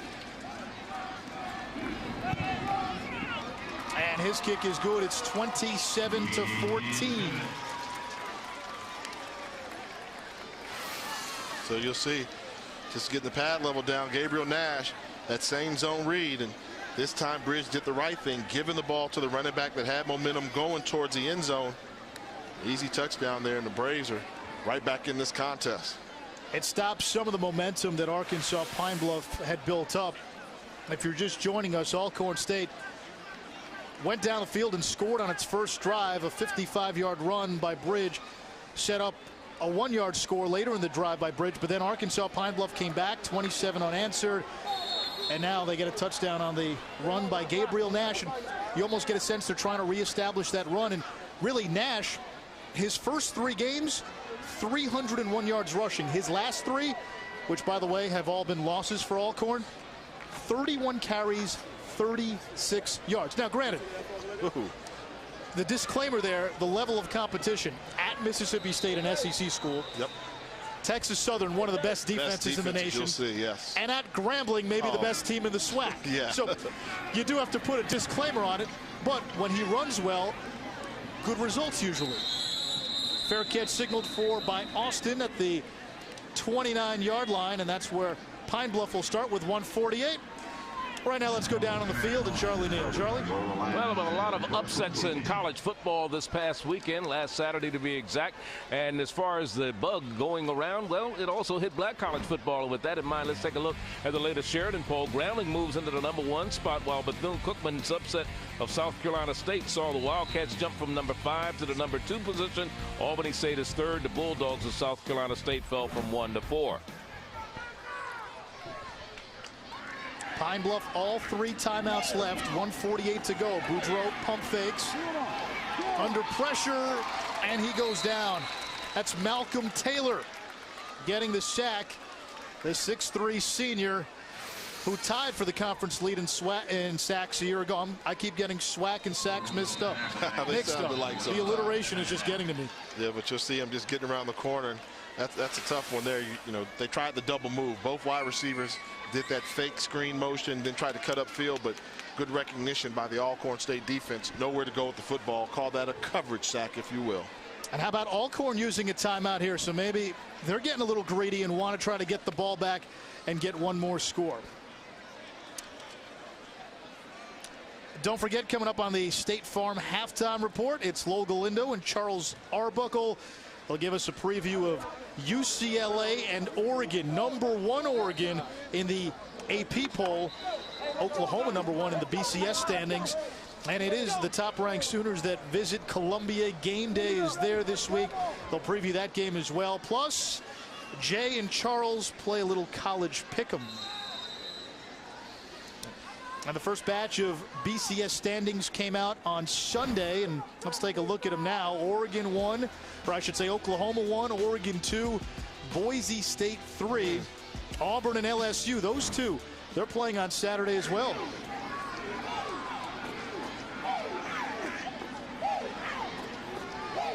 Boudreau on 2nd and long. And he goes down again. A flag comes in at the end of the play. Caesar Cobb got into the backfield, but a penalty comes in. Yeah, it won't count. They're going to call a hold here. And I think you're going to get group penetration here. Malcolm Taylor and Cesar Cobb right there making the tackle. Cobb's been very active. And now this is the lift that I think Alcorn State wanted. Going into the half, defense showing they'll be able to make some stops. So back it up 10 more yards. It'll bring up 3rd and 25 after the holding call on Pine-Bluff. And one more look at those BCS standings. Again, Oklahoma leading the pack. And they play an undefeated Missouri team this week. They still have a rivalry game against Oklahoma State, but really, they beat Texas, they beat Florida State. If they get past Missouri and if Oklahoma State comes back to the pack a little bit, Oklahoma has a chance to waltz into that Big 12 title game, potentially against Nebraska, undefeated. Oregon still has to play USC. They still have Oregon State. Boise State still has Nevada, but Nevada just lost its first game. And looking at that schedule for the 2nd-ranked Oregon Ducks, at USC, at Cal, home against Arizona. That's a very good Arizona defense, and finishing the year against Oregon State. We know Oregon, Oklahoma, okay, but you got to think that number 3 team has got to be saying, what do we have to do? I mean, keep this in mind. Boise State knocked off Oregon last year, right? And Oregon is much improved over last year by saying, but Boise State returned 20 of 22 starters. So they're better this year, but yet you leapfrog them. I just, I feel for them. I feel the pain, and that's why they say, what do we have to do to play for a national championship? And you can't say play a tougher schedule because nobody wants to play. Boudreau eludes the pursuit. He's going to run, and he gets about 3 yards shy of the original line of scrimmage. About a 15-yard run right there. And Alcorn State has just used its last timeout to stop the clock here. Oh, they have not used their last timeout. They're out of timeouts. Yeah, and so you saw Boudreau showing the athleticism, saying Brandon Bridge is not the only guy on the field that's got some wheels and mobility, can get around and scoot out of the pocket. But with that much real estate to gain, wasn't close to picking up the first down. And Alcorn has used that final timeout, so 48 seconds. Arkansas Pine-Bluff up 27-14. And now if Alcorn called the timeout, I would think they owe them some time on the clock because their coach was out on the field trying to signal for that timeout. Pine-Bluff called that last timeout. Alcorn had burned their last timeout on the previous play. They used their 3rd timeout. So Pine-Bluff called that last timeout. Up 13, 48 seconds to go. Now, here's the situation. Is Monty Coleman talking it over with his team? Do you watch out for the block punt? Do they try to come after you here with less than a minute to go? No matter what you say, you don't call the timeout. I mean, unless you rather take the delay. You take the delay.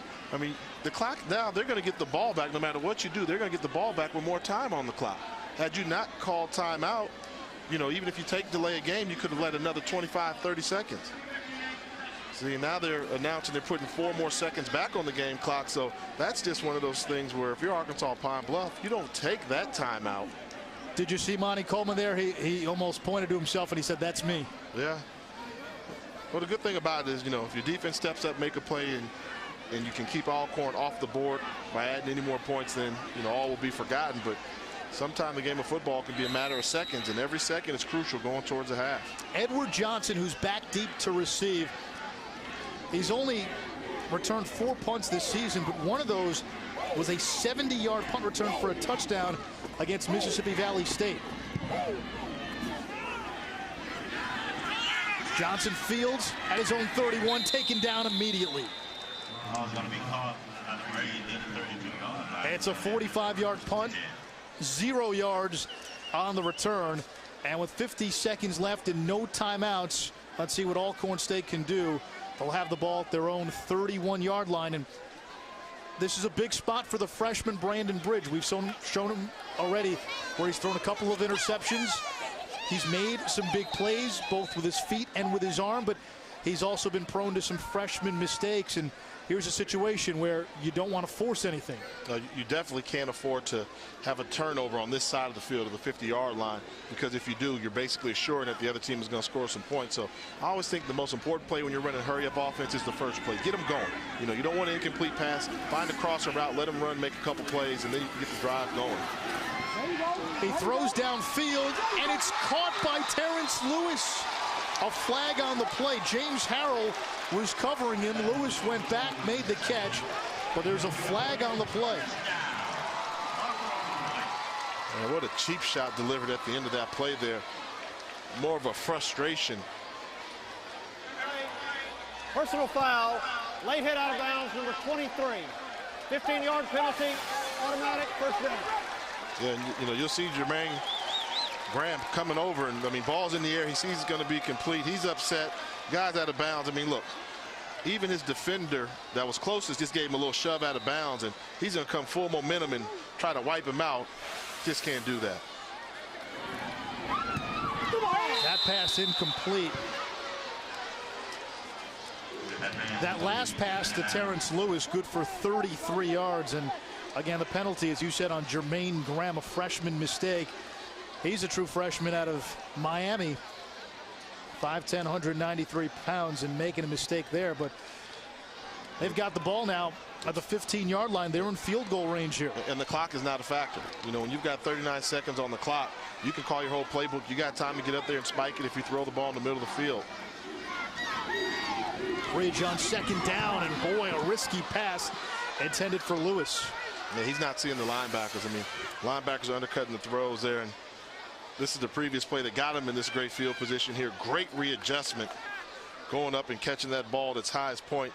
That's what you want to see your wide receivers do. Terrence Lewis did a good job, and then the extra yardage on the penalty basically assured Alcorn at the very least they should come out of this drive with getting a field goal attempt. But I don't think they want to settle for a field goal right now. 3rd and 10 coming up.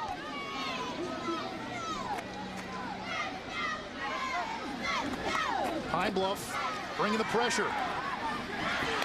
And Bridge throws it incomplete over the middle, and guess who applied the pressure? It's the freshman Jerian Harris. Playing that freshman matchup there. Quarterback steps up in the pocket. You want your linebacker to be right there to tell him you're not going anywhere. Getting around the edge, and wow, just think that Bridge been able to get that ball down, make it lower. I'm pretty sure that steady Eddie Johnson would have walked into the end zone.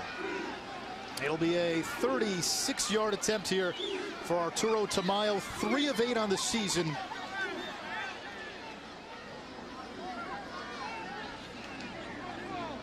Bridge to hold. Kick by Tamayo is blocked. And it's recovered by Arkansas Pine-Bluff with 26 seconds to go. They had issues on the exchange during warm-ups. And here, Tamayo's kick gets blocked. Yeah, I mean, this is just another low trajectory kick right here. I mean, anytime you get that eternal guys just jumping up in the air, that's hero. Ibrahim Abdullahi with the block kick. And it's 27-14. The score remains the same. Missed chance there for Alcorn. And we were watching before the game during practice.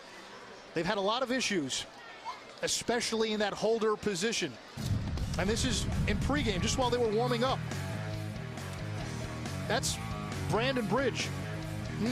Couldn't get the ball down there. So you put some blame on the kicker, but it's a 3-part process. It's the snap, it's the hold, and it's the kick. Yeah, when you're the holder, and I've been the holder before, it's all about rhythm. You want it to be a seamless snap, catch, place, kick.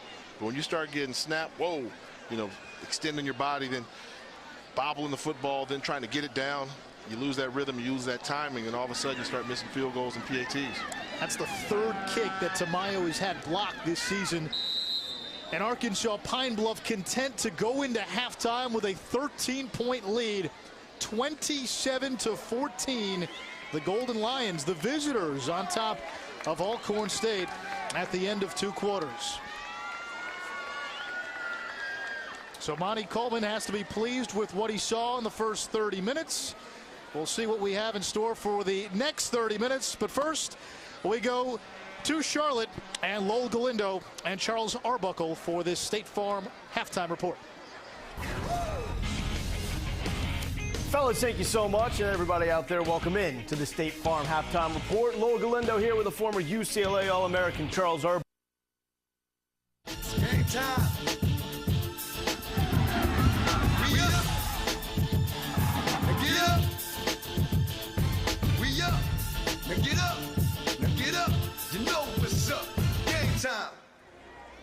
Welcome back to Jack Spink Stadium in Lorman, Mississippi. We're here for ESPNU College Football Primetime, presented by McDonald's. We're at halftime here, and it's a full moon. And Pine-Bluff leading Alcorn 27-14. Now let's go back upstairs to Anish and Jay. Gentlemen.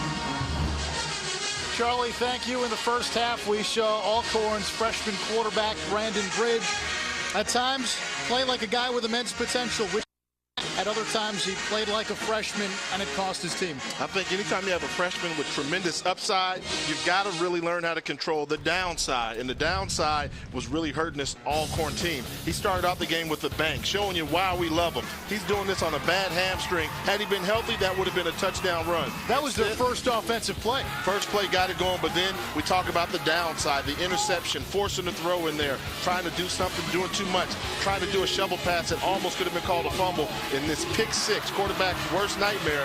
If it's that much risk to get the throw in there, don't do it. So we talk about the upside. He's got to learn to minimize the downside for the Braves to have a chance in the second half. And think about how big that pick six was. That was an 84-yard interception return by James Harrell. That made it 27-14. If that doesn't happen, you're looking at a one-score game going into the third quarter. Looking at the first half stats, on the ground, Alcorn State 125 yards. Most of that is Brandon Bridge. He's run the ball well, but really hasn't thrown the ball well. Yeah, we're talking about Brandon Bridge that threw for 400 yards just a week ago, coming out in the first half, only throwing 7 of 19, 2 interceptions for 90 yards. So he's got to get that going, and the 2 turnovers are squarely on his shoulders. So we're about set for the start of the second half. Arkansas Pine-Bluff to kick off. Alcorn back deep to receive.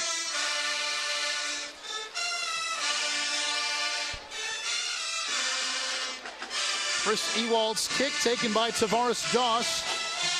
Doss bounces it outside, and he gets close to the 30-yard line. Jay, you gave us your lesson plan at the start of the broadcast. What are your midterm grades? Well, I think if you're Arkansas Pine-Bluff, protecting the quarterback, they've done that. Only 2 sacks allowed. One of them came late in the half. Turnovers, hey, give them an A. One of them a pick six, could give them an A+ in that category there. Alcorn, they won the time of possession, but time of possession doesn't mean squat if you don't put points on the board and capitalize on those long drives. So I gave him a C- for that. And stop contain Weber. They did a pretty decent job of that, even though he's got 5 catches on well to his pace. But he's not going to be the one that hurts you, that causes you to lose right now. You can live with Weber only catching 5 passes in the half for 54 yards.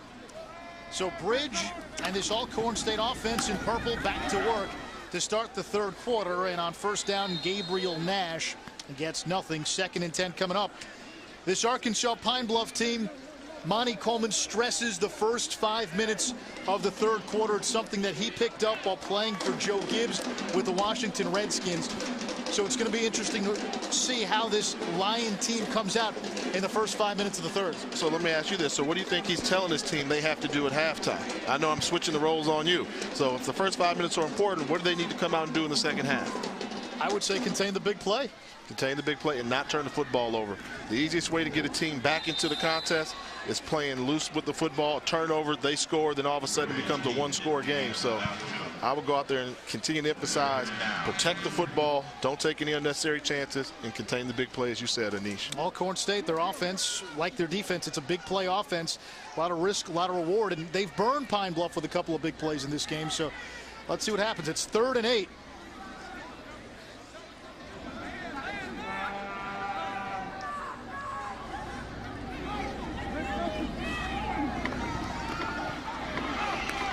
Bridge completes near sideline.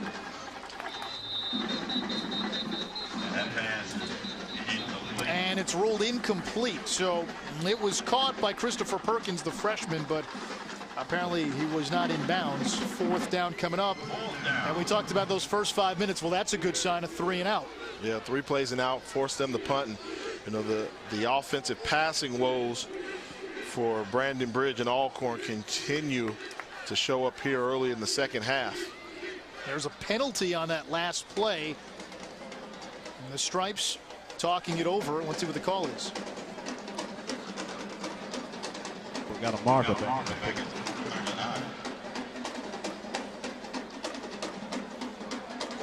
Unsportsmanlike conduct, sideline interference, defense.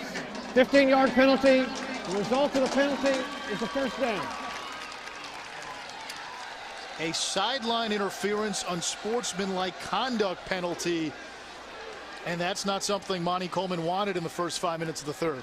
Yeah, that's not the one where you get the warning for it. So somebody did a big no-no there, cost them 15 yards, and that's a big one. Kept the drive alive, and now a team that's you've been basically stalling gets some extra life. They get a mulligan.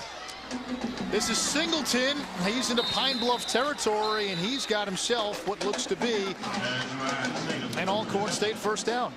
Gain of 13 yards, and despite their 13-point lead, we've seen Pine-Bluff commit quite a few personal foul penalties, now unsportsmanlike conduct penalties.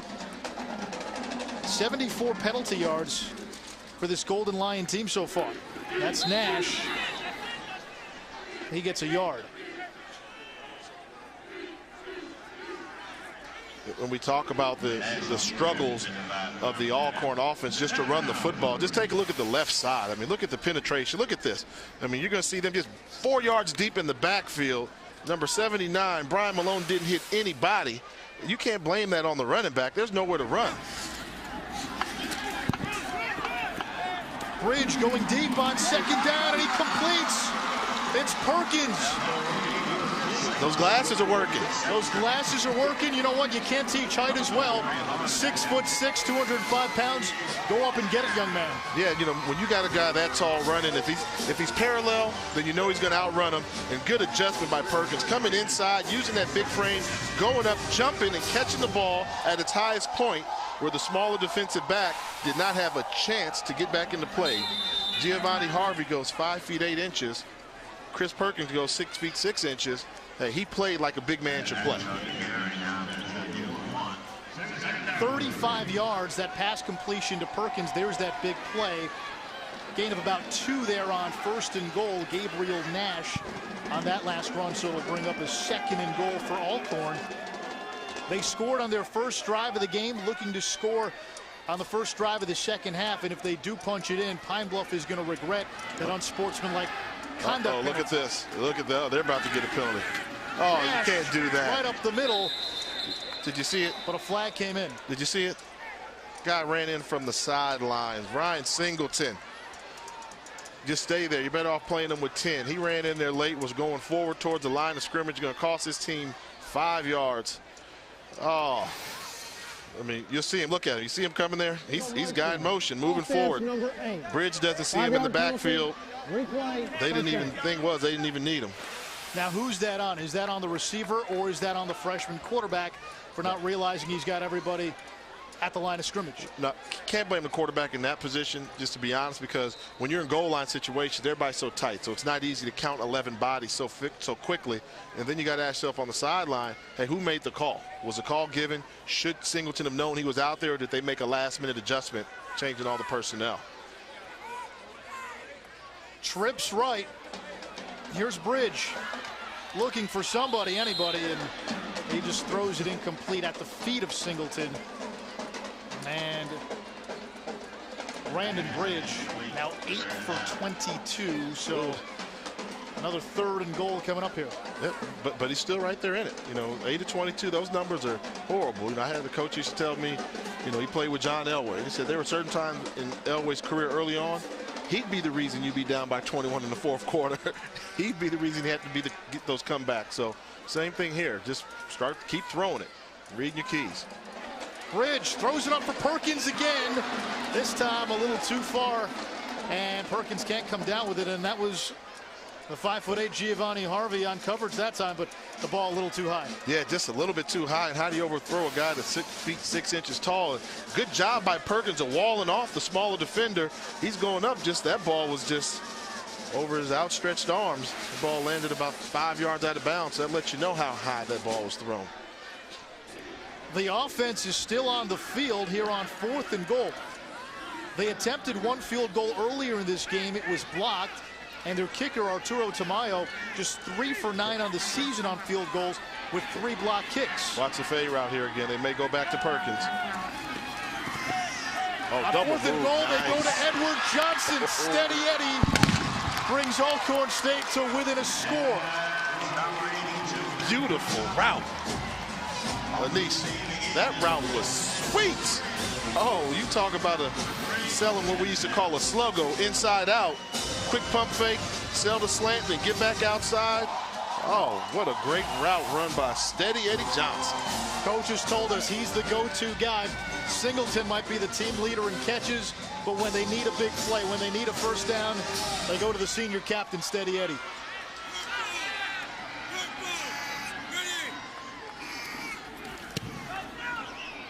Tamayo's kick is good. And Alcorn State opens the second half much the way they opened the ball game. They march down the field for a score. It's a one-score game here in Lorman. High definition on ESPNU HD by Comcast. Welcome back to Lorman and ESPNU College Football Primetime presented by McDonald's. Arkansas Pine-Bluff leading 27-21. Time now to bring the flavor of tonight's game, brought to you by McDonald's.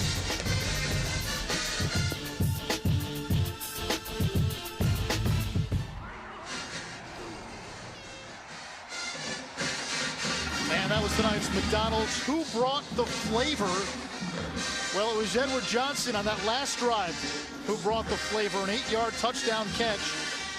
That capped a 10-play, 70-yard drive, all in just 3:29. And really the big play on that drive, an unsportsmanlike penalty, unsportsmanlike conduct penalty on the Golden Lions.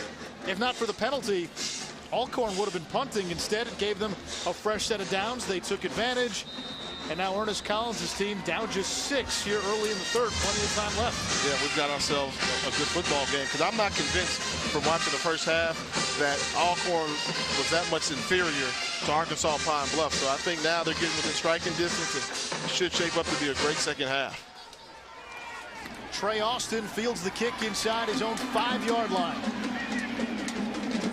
And Austin gets across the 20-yard line before he's taken down. And that's where Arkansas Pine-Bluff will start here in the third quarter. Now a flag comes in at the tail end of the play.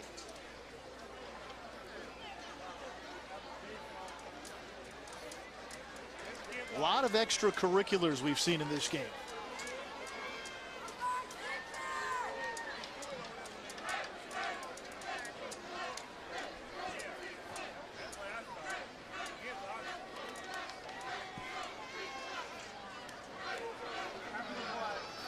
Personal foul number 47 of the receiving team. Half the distance to the goal, 1st and 10, Arkansas Pine-Bluff. And that is another personal foul penalty on Arkansas Pine-Bluff. This time they got the sophomore Nick Young. Yeah, that's tough to understand, because, you know, normally when you've got defensive guys as head coaches, you know, they preach, hey, stay in discipline. And you got a coach like Monty Coleman, who's such a leader on and off the field. Penalties are something that he doesn't, you know, deal with, and now they're going to come out here and start off the second half with 2 crucial penalties. On first down, they'll keep it on the ground, and Justin Billings is grounded in the backfield. Malcolm Taylor made the tackle behind the line of scrimmage. And now you see why he's one of the finalists for the Buck Buchanan Award. Just going to explode on this. Takes a hard inside rush, locates the football in the backfield, brings down the running back, showing you the quickness, have the ability to chase down a running back in the backfield. Malcolm Taylor, 6'3", 245-pound senior from Brooksville, Mississippi. Loss of 4 yards on the play. Second and long, empty backfield this time for Josh Boudreau. Boudreau, plenty of time. Slings one over the middle, and it is incomplete. Raymond Weber, the intended receiver. I mean, that much time in the pocket, you know he was going to look for Raymond Weber. I mean, was he locked and loaded in on Raymond Weber? And Weber had 3 purple jerseys around him. Only problem for Arkansas Pine-Bluff, they're not wearing purple tonight. The Alcorn State coaches told us that they would try to do, in a sense, what we saw Prairie View A&M do against Raymond Weber. Have a couple of guys on him, rough him up a little bit at the line of scrimmage, make sure he can't get into any rhythm. On third and long, Boudreau pump fakes and he's picked off. Malcolm Taylor, the big defensive end, with the interception, and he rumbles into the end zone, but there is a flag on the play.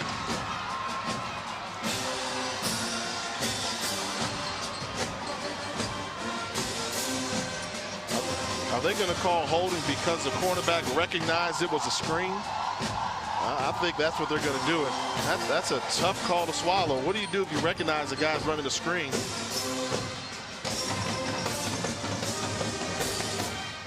I mean, you can clearly tell that Alcorn State knew this play was taking place. On the defense, number 22. The penalty is enforced 10 yards from the previous spot. Replay, third down. Wow. So 6 points come off the board.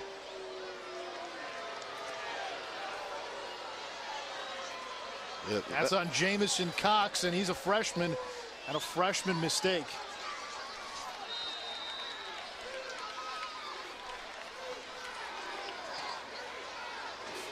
So instead of a defensive touchdown by Alcorn, it's now third and a much manageable 4 for Pine-Bluff. Boudreau, that's another screen pass, and it's incomplete. Adrian Moore, the intended receiver, so Pine-Bluff will have to kick it here on fourth down. They'd rather take the punt than the alternative, which moments ago looked like it was going to be a pick 6. Yeah, it was a pick 6. I mean, that's a tough one. I mean, what do you do there in that situation? I know as a defensive lineman, you're taught if you see the running back trying to go out for a pass, you grab him. You know, if you see him going for a screen play. In that case there, wide receiver screen, quarterback does the same thing. The defensive end recognized it, and it ended up costing the Brave points on the board. But give credit to the defense. They still do not allow them to convert, and they should get the ball back with pretty good field position. Short punt by Kent Black. Fair catch signaled by Edward Johnson at the 39-yard line. Alcorn State with the ball when we get back, and they'll have a chance to take the lead. Kansas powers square off as St. Thomas Aquinas takes on star QB Bubba Starling and Gardner Edgerton. The ESPN Rise High School Football Show. ESPNU College Football Primetime is brought to you by Geico. 15 minutes could save you 15% or more on car insurance. And Buffalo Wild Wings, you have to be there. You know, there's a new position in college athletics, and it's called coach in waiting. Well, in black college football, it's something that's very seldom ever done. That's about to change as Prairie View will name Heisman Northern the coach in waiting should their current coach, Henry Frazier, decide to leave the school in the next 3 years. Meanwhile, Howard University has ended its searches for an athletic director, naming current Pine-Bluff AD Skip Perkins to the post. Perkins will take over the position after this semester. And Texas Southern is about to get a new football stadium. The school is teamed with the Houston Dynamo soccer team to share in a new downtown facility. They expect to break ground on the 22,000-seat stadium at the end of the year, and it should be ready by June of 2012. Gentlemen, back to you. All right, Charlie Neal on the sideline providing news and notes and other insight throughout the course of the game. We thank you, Charlie. This is Brandon Bridge. He had an open receiver, but he threw it a little behind Ryan Singleton. Not so fast, Shanice. Did you see the headlines? Howard University's got a new athletic director. That's your alma mater. And the Charlie Neal, Charlie, it should be the Howard University U, okay? Not just Howard, it's the Howard University. Well, and my facts are correct. Howard lost to Hampton this year, so technically isn't Hampton the real HU? Academic institution, and there's only one HU. There's only one. You can't have a real if there's only one. Yeah, something tells me I'm not winning that argument with you in the booth. Ah, you're a quick study. 2nd and 10. Bridge to Singleton. He's across the 45, across midfield, still on his feet. And finally pushed out of bounds by Raymond Duplessis. The 13-yard gain and a first down. We talk about the fact that we know that Eddie Johnson's their go-to guy, but take a look at the wide receiver making the block down the field that's going to spring him. You see 82 right there, pushes his guy inside out. That springs Singleton for the first down conversion. That's what you want from your guy that you call Steady Eddie.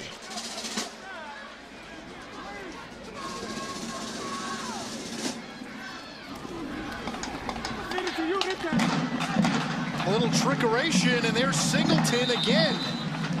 And he gets to the 41-yard line. That play would have been a big gain had James Harrell not done a great job of out-quicking the wide receiver, trying to put the block on him downfield. A little trickeration here, and Harrell's going to go inside, outside, gets up on him. It was almost like an option, and then it turned into a quick screen.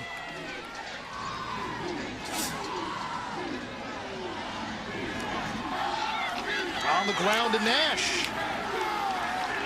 And he pushes forward. And he looks to have a first down. A gain of 6 yards.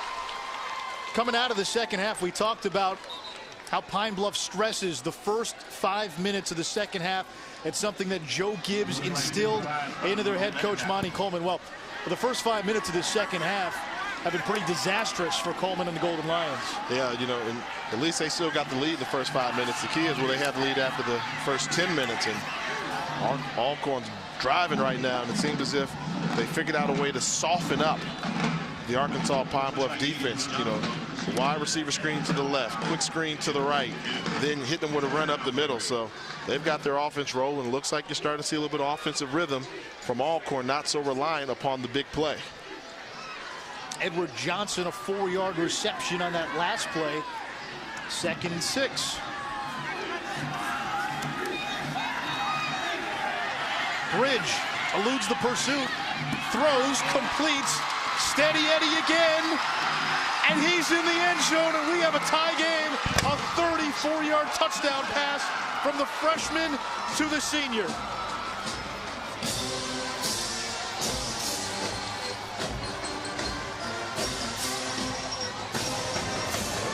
Well, sometimes as a freshman, if you can't read your keys, you got to learn how to buy a little time. They got outside the pocket, threw a strike, but now we talked about whether that 1 point in the first quarter would come in to haunt Arkansas Pine Bluff. If Alcorn can make this, they'll be up by how many? They'd be up by 1. 1 extra point, that is. Arturo Tamayo on to kick a crucial extra point. This is for the lead.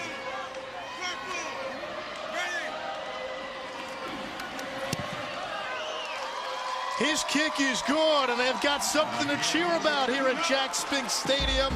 Alcorn State with its first lead of the game since early in the first quarter.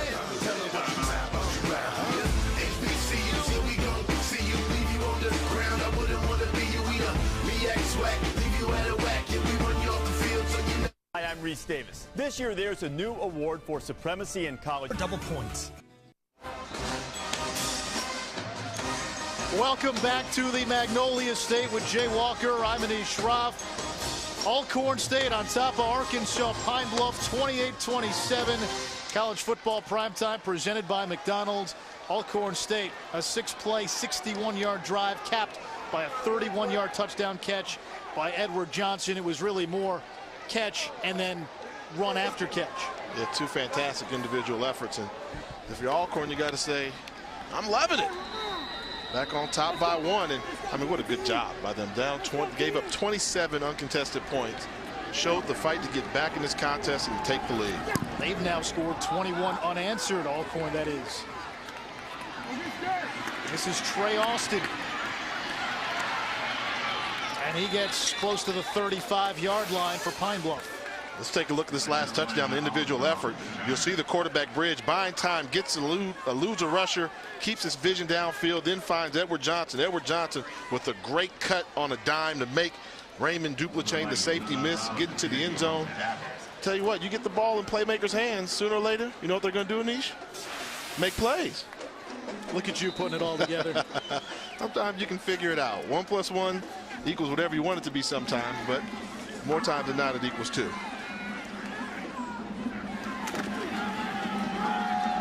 Adrian Moore on first down. He ran the ball well in the first half. Gets 5 yards there. In fact, he had 3 rushing touchdowns. That basically accounted for all of Arkansas Pine Bluff's offensive scores. Their other score was an 84-yard interception return for TD by James Harrell.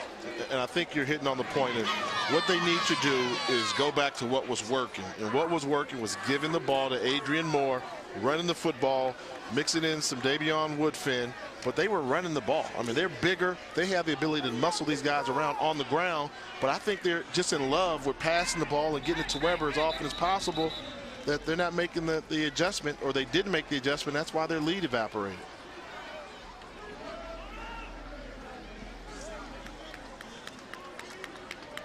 Well, I say that, you know, if you normally tell me a team's controlling the line of scrimmage, that's a team that's normally winning the football game. During the previous play, inadvertent whistle.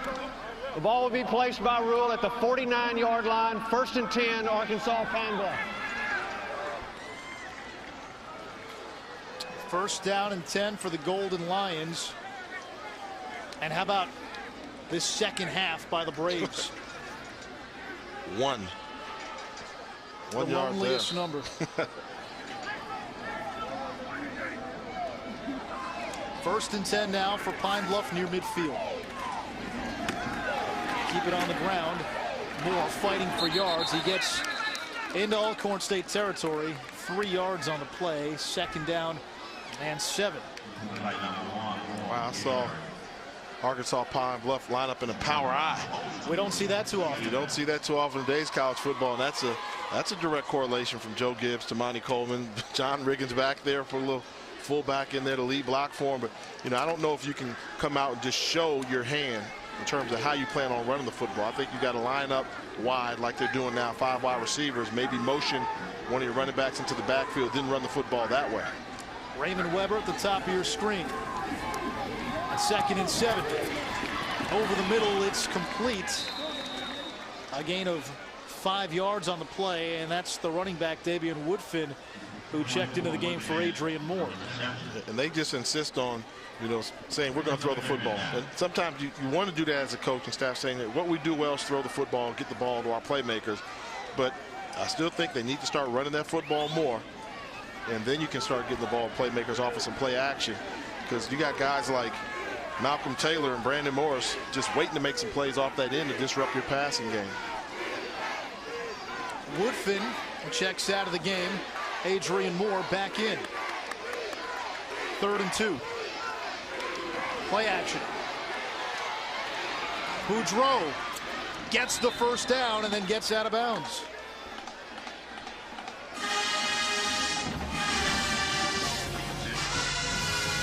Coverage of ESPN Rise High School football continues this Friday night in Kansas. The Aquinas Saints take on the Gardner-Edgerton Trailblazers. It's the future stars of football today.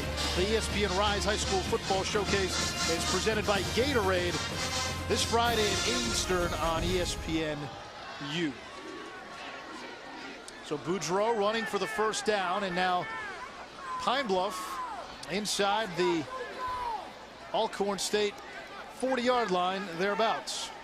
They want to throw it, going 5 wide receivers, trying to set up, because they're kind of committed to passing the football. Here's the rush, and he gets rid of it, but it's incomplete. He skipped it in the direction of Raymond Weber. Yeah, the lack of commitment to the running game. It's not as if you're Alcorn. We know Alcorn struggled to run the football with the running game. They've been able to run the ball 3 or 4 yards at a time, and the moment you miss that pass on 1st down, you're basically committing yourself to throwing the ball for the next 2 downs, and just a tough position. And they've got about a stable of running backs. They've got about 3-4 guys they'll work in. We've seen Adrian Moore. Haven't seen too much of Justin Billings. He's a true freshman, but he's a home run hitter. Came in averaging better than 9 yards per carry. We've seen a little of Davion Woodfin, who can make some plays out of the backfield as well. Boudreau this time throwing, and that ball well underthrown in the direction of Chris Bolton. And I hate to keep reiterating the point, but keep in mind the weakness of this Alcorn defense is their size. They're a very small defensive line, not one person over 245 pounds on the defensive front four, but yet Arkansas Pine-Bluff is refusing to play physical football with them, relying on the pass. Arkansas Pine-Bluff uses his first time out here in the second half with 5:30 to go in the third. And the other part of your point, Jay, is what's the weakness of this Alcorn State defense? It's stopping the run. Now, last week they got torched for 250-plus yards against Grambling State, but Frank Warren might be the best running back in the SWAC. Yeah. So that's one of the keys. So you would think they would do it. I mean, when you got a big wide receiver too, if you establish the run, then you can do play action pass and you get some one-on-one matchups, and you know that Raymond Weber's going to win. But if you come out 4 or 5 wide receivers every time, you know, they've got some pressure on you. They can disrupt your passing game. So that rhythm is just gone, that continuity. And I think that you got to give credit to the defense of Alcorn State, because I do want to say there's got to be a reason that Arkansas Pine-Bluff just abandoned the run. And maybe they realize that these guys are too quick for us to hit. But to me, I think they just need to continue to run the ball. Or I shouldn't say continue, they need to get back to running the football. They go 4 wide here on 3rd and 10. Here's the pressure. Screen pass to Moore. And he's forced out of bounds. Timothy Lewis knocked him out, and it'll be 4th down. And here comes the punt team. Yeah, you see the screen there trying to get up on the quarterback. They do a good job, but look at big number 41 doing a good job of tracking down the running back from the inside. That was Timothy Lewis, as you said. Good effort there. If he doesn't make that tackle and continue to play out through the whistle, they would have picked up the 1st down. Credit Caesar Cobb on applying the pressure. Kent Black in to punt it away. Edward Johnson is just going to let this one bounce. And it'll be down inside the 10-yard line at the 9. And don't forget, Saturday morning, ESPNU previews a busy day in college football. At 9 a.m. Eastern, Aaron Andrews joins the game day crew and hosts College Game Day built by the Home Depot.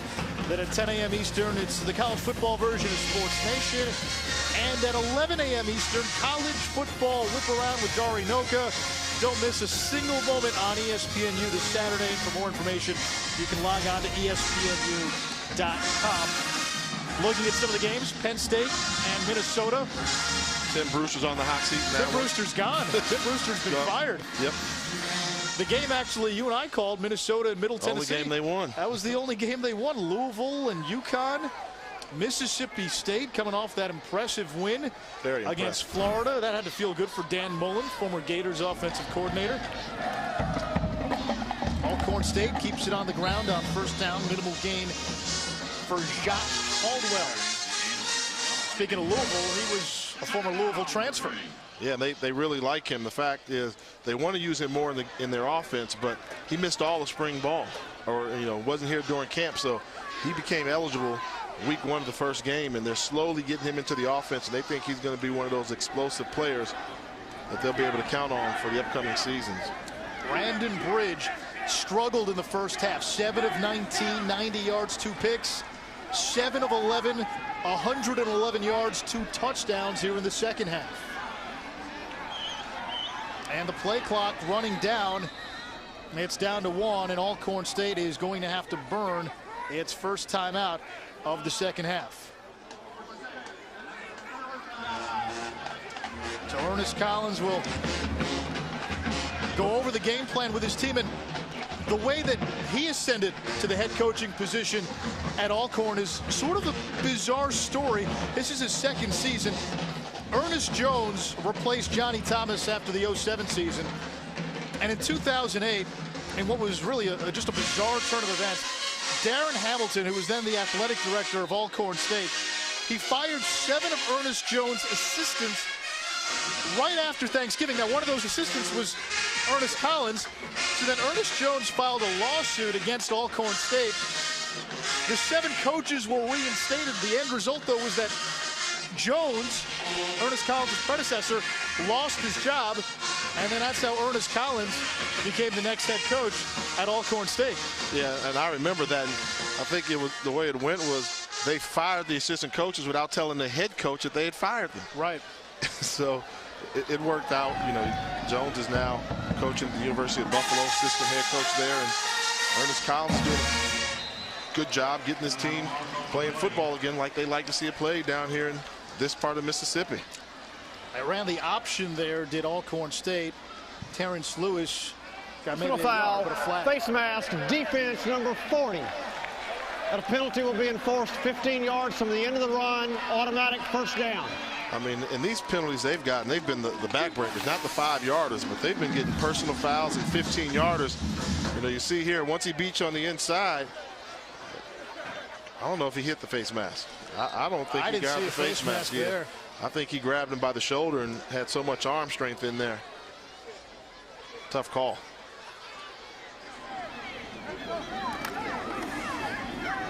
Nash, and he's dropped behind the line of scrimmage. Brandon Thurman in on the stop. You know, now this is the time, also there. This is that time if you're Alcorn where you got the lead back. Why don't you go ahead and really step on the gas pedal, get your offense going. See, right now they're getting kind of lackadaisical, caught in the move. We've done our job, but you don't want it to seem like that's the end of your momentum. You want to keep going. Let's see if Arkansas Pine-Bluff can play from behind by more than one score to really put that pressure on them. Seems they've slowed down their pace a little too, doesn't it? Yeah, it does, and that's what I'm saying. They need to rev it back up. Bridge throws over the middle, and he's got Edward Johnson again.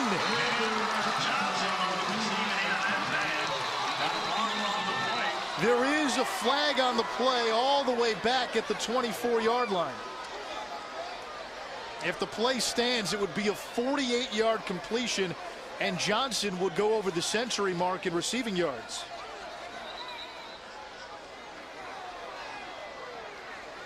Well, even if that play comes back, you know, you see what the excitement is about this young quarterback.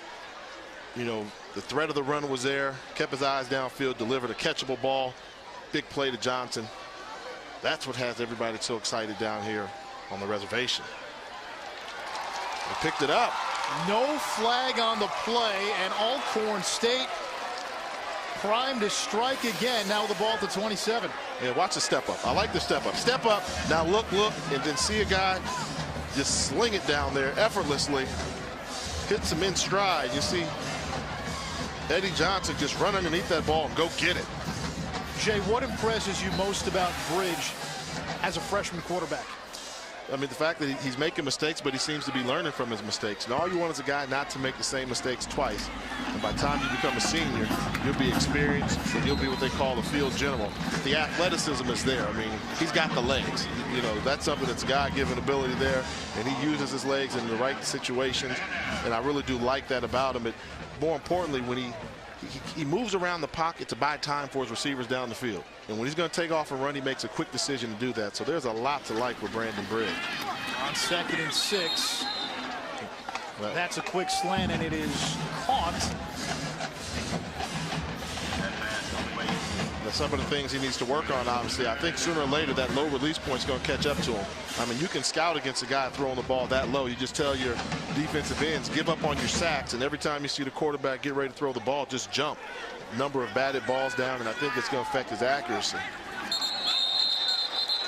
Flag comes in on 3rd and 3. And it looked like somebody on that Alcorn offensive line may have twitched.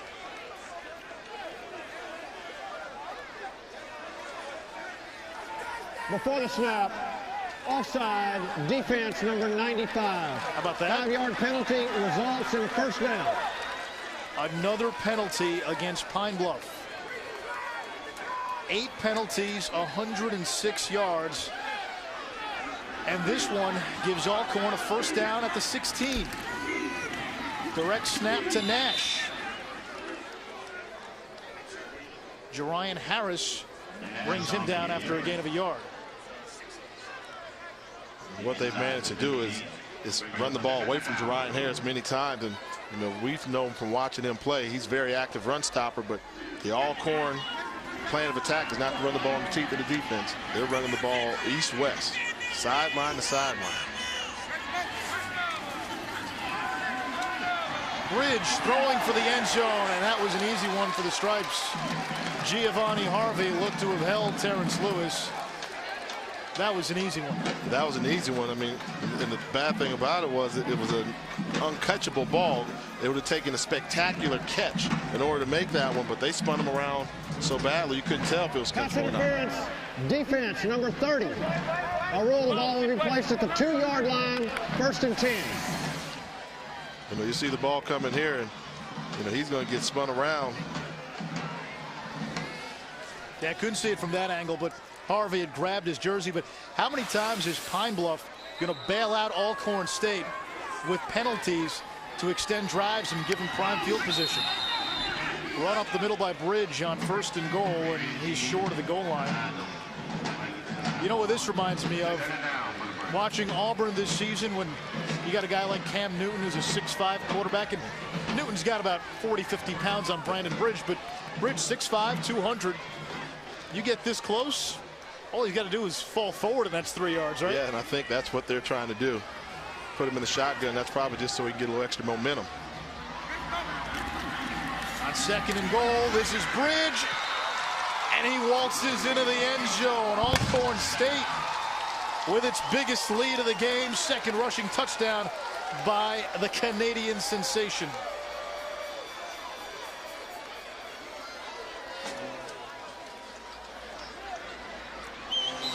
There will only be one Steve McNair at Alcorn State. Let's not get too carried away.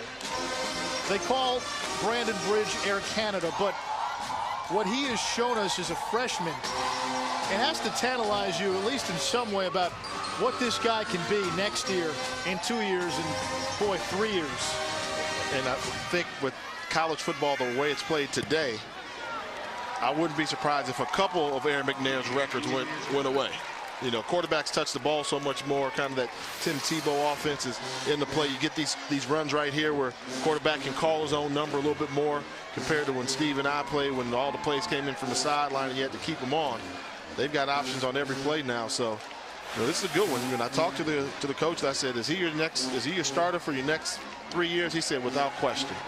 And I see what they really like about him. He's got that ability. He's got some young tools around him, but they're going to grow. And you know, I talked to some of the coaches around the conference in the SWAC, and they said Alcorn's got some good teams. I mean, the games they lost to some teams that were better than them, but they still played competitively with them. And getting through the tough part of their schedule with the 3-3 record, hey, they think they're on the right path. They won their first 3 games, opened 3-0, lost to Mississippi State. Weren't expected to win. That's an SEC school that, oh, by the way, just beat Florida last week. Yep. They lost to Texas Southern, a team with a great defense going up against a freshman quarterback. And then they lost to Grambling. Again, really, they weren't expected to beat any of those 3 teams. And part of the growing process is, well, winning games against teams that you should beat. And you got a game like this against Arkansas Pine-Bluff, a team that probably is a close match in terms of the skill level on both sides. How about Trey Austin? Talk about giving your team a spark, a big kickoff return. And he's down to about the Alcorn State 30-yard line. No flag on the play. Yeah, just trying to make something happen. And you'll see him once he gets to the outside, he'll continue to run the ball right when you think somebody's going to knock him out of bounds. And watch him swim his own guy. He uses him as a swim move. Get back in there, pick up extra yards, 53 yards on the return. And maybe that's what they need to help get him back in this contest, because the Arkansas Pine-Bluff team was imploding on themselves between the penalties and the offense of Alcorn finding some momentum. They've got to find something to get them going. I still think it starts with the running game. They start under center here, and again, flags on the play. Part of the snap, false start offense, number 31. 5-yard penalty, still 1st down. That's TJ Shelton. He's the backup tight end. And Pine-Bluff now has been penalized 9 times, Jay, for 115 yards. Yeah, and, you know, we can see the coaches from Arkansas Pine-Bluff, and they are just livid. Every time there's a flag called, they are throwing their headsets all over the place. Just no call for it. You can't afford to do that on the road and expect to get a victory. They keep it on the ground there. Adrian Moore spun around one defender, and he gets about 6 yards, 7 yards on the play. And this will bring up second down. And they were able to get Moore up on the second level. I mean, it took an excellent tackle by Henry Tanye to bring Moore down. So they're able to get the ball to the second level. It's just they have to show a desire and commitment to keep running the football. They usually play the hot hand at running back. We'll see 3-4 guys, but they'll play the hot hand.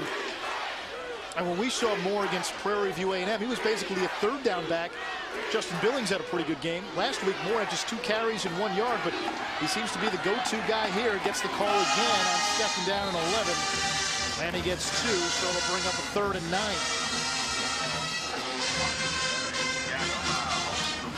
And that run takes us to the end of the third quarter. 15 minutes left in this game. It's a one-score game. Pine-Bluff driving when we get back.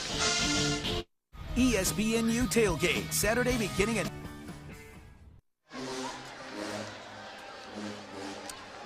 With Jay Walker, I'm Anish Shroff. You're looking at the State Farm game summary. Start of the fourth quarter here. It's been a game of runs.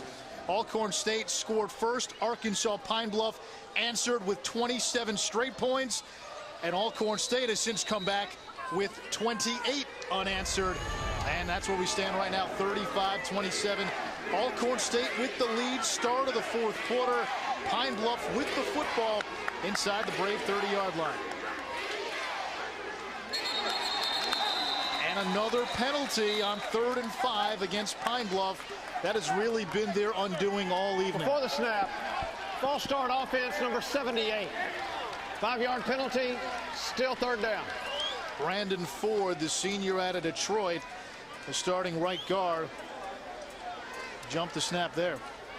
When you're the right guard, you're the closest man to the football besides being the center who has the ball in his hands. So hard to overcome those penalties there. You get 3rd and short, you can call whatever play you want in your playbook. Now 3rd and 10, pretty much obligated to pass the football. 128 penalty yards against Pine-Bluff. Play action on 3rd and long. Boudreau just throws it up. Risky pass. Jamison Smith got in there to help break it up, but it falls short of the intended receiver, and it's 4th down, Jay. Yeah, tried to go off the play action that they've been using, but active defensive front, running them down, not allowing the quarterback to run the football, making him make a decision, and tries to throw the ball late to the outside portion of the field. Dangerous pass. Who are you fooling with play action on 3rd and 10? That was my thought when they lined up in the shotgun under center. You know, I thought, well, maybe they're going to run the football. You come out and do a bootleg. If the defense falls for that, then they're in trouble.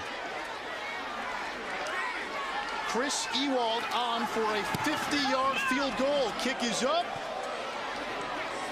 and it is good. He's got the leg. A 50-yarder by Ewald, and Alcorn State's lead is down to 35-30. Still almost a quarter of football left to play here in Norman, Mississippi.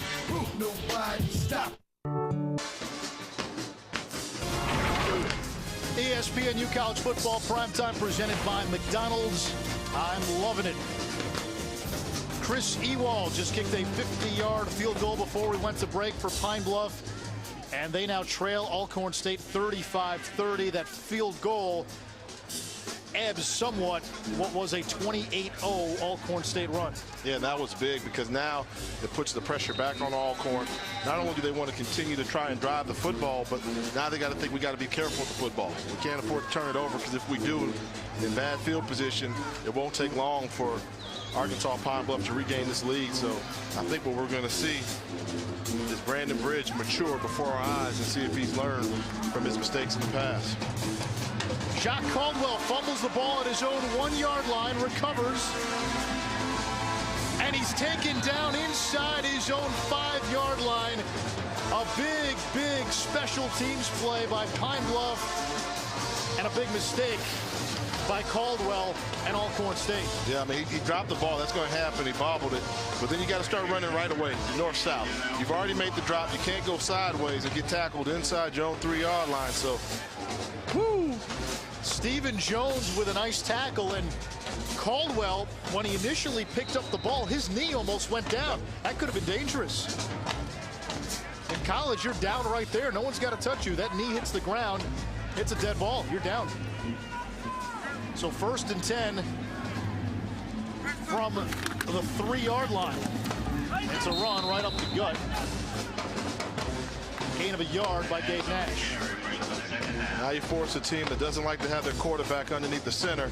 You know, when you get down here backed up this much, on that 1st down call, you've got to get him under center just so you can try and pick up some yards, give yourself a little bit of wiggle room. Now, how much confidence does offensive coordinator Michael Armour have in his young freshman quarterback? You need to get your 1st down so you can get out of here. But at the same time, you've got to think about protecting that football. It seems as if they're sticking with the quarterback under the center to protect the football. Play action on 2nd and 9. Bridge throws, and the ball is incomplete. Tried to hit Jerry Salas, the backup tight end, going down the seam. Almost got it there in time for what would have been a huge 1st down pickup, but good defense by Arkansas Pine-Bluff. The safety coming off the hash mark to make the hit and the stop, dislodging the football from Salas. Salas comes to the sideline. Simon Collier make that Christopher Perkins, number 80. The 6'6" freshman checks into the game. He's lined up all the way at the bottom of your screen. You can see him beneath the ticker there. On 3rd down. That's in the direction of Perkins, but it's incomplete. And now this is another big special teams play coming up. 4th down, shadow of your own goalpost. You got to punt. Yeah, the offense did not help out special teams at all, not giving them much room. But it was the special teams that put them in this predicament in the first place by getting tackled inside your own 3-yard line. Wouldn't be surprised if you saw Arkansas Pine-Bluff try to apply some pressure in this situation. But with they got 2 returners, so maybe they're setting up the return.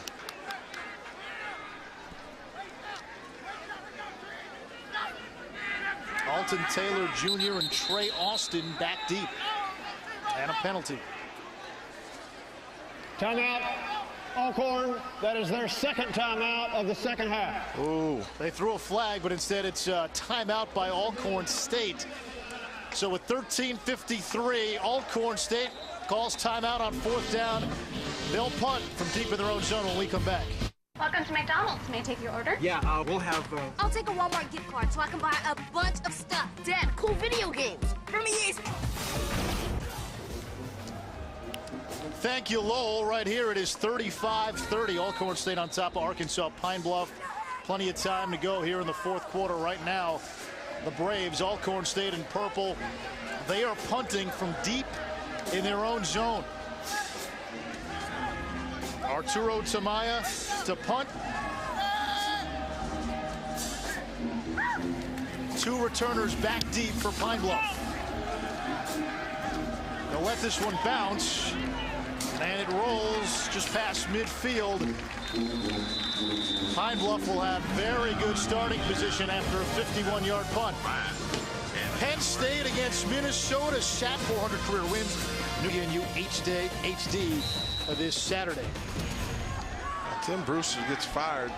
You got that brand new stadium that he was so excited about getting, and he won't be around to pick up any W's in there. Good starting field position for Pine-Bluff. This is Justin Billings, the freshman. He can make some big plays, but there gets maybe 2, and it'll bring up 2nd and 8. I got a name that we haven't said much in the 2nd half, Raymond Weber. 0 catches in the 2nd half, just 2 since the 1st quarter. Here's a guy who came in leading the FCS in receptions. Yeah, they've tried to move him around, but everywhere he's gone, they put 2 bodies around him. So you rather him have 0 catches, you know, in a half than the quarterback have 2 interceptions trying to call his number. Though. He has, entering the game at least, half of the team's total reception, so he's a big part of this offense. Boudreau looking Weber's way, throws it, completes. No, it's incomplete. Man, it looked like that's how Boudreau just had tunnel vision. He pump fake, Weber wasn't open, threw it there anyway. Yeah, he took a 3-step drop, didn't like what he saw, but was staying with Weber. So you go over here, staying. He didn't even look out anywhere else. Yeah, you know, and that's called locking in on a wide receiver. And sometimes you got to give the defense credit for being in the right place to make a play. Come off that guy, find somebody else. The Alcorn State coaching staff said, you're not really going to stop this guy. He leads the nation in catches. He's one of the top receivers in the country, the top receiver in the SWAC, but they have to find a way to contain him and limit him. They've done that tonight. Boudreau on 3rd down. Going to try to run. Takes a big hit. The ball comes loose. But I think Pine-Bluff may have recovered it. Boy, he took a big hit at about the 45-yard line.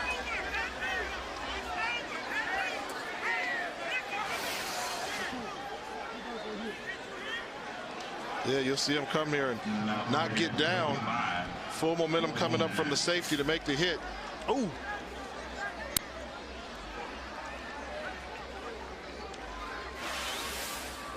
That was Jason Owens, number 33, laying that big hit.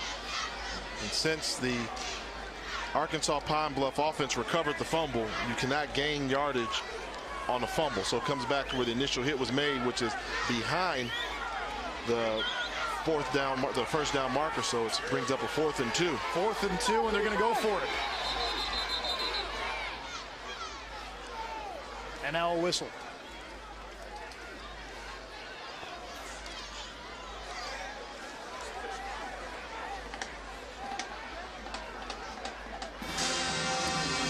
I want to reset the play clock, so 4th down, Arkansas Pine-Bluff.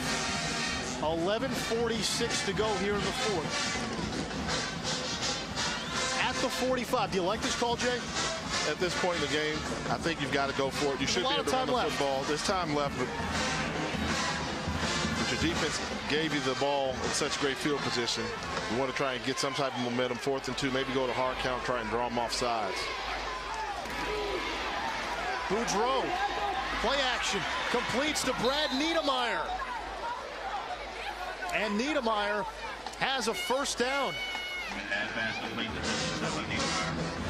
Time and time again, we've seen Boudreau go to this play here. Play action, get your head around, get outside the lineman. Once he gets outside of that lineman, lose and contain, then it becomes a run-pass option to him. He can either run the ball for the 1st down or pass it if he sees somebody come wide open. And in that case there, it was Niedermeyer picking up the 1st down. Niedermeyer, the tight end, not really used much in this offense, at least in the passing game.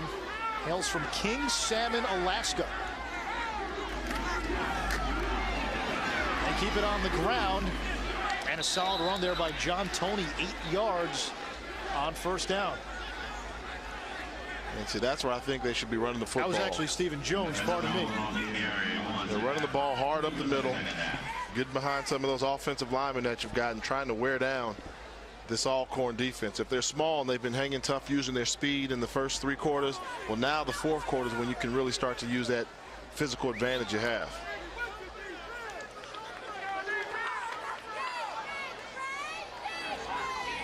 I will say this about Raymond Weber. We haven't called his name much, but he hasn't been getting much rest. I mean, he's out there every snap.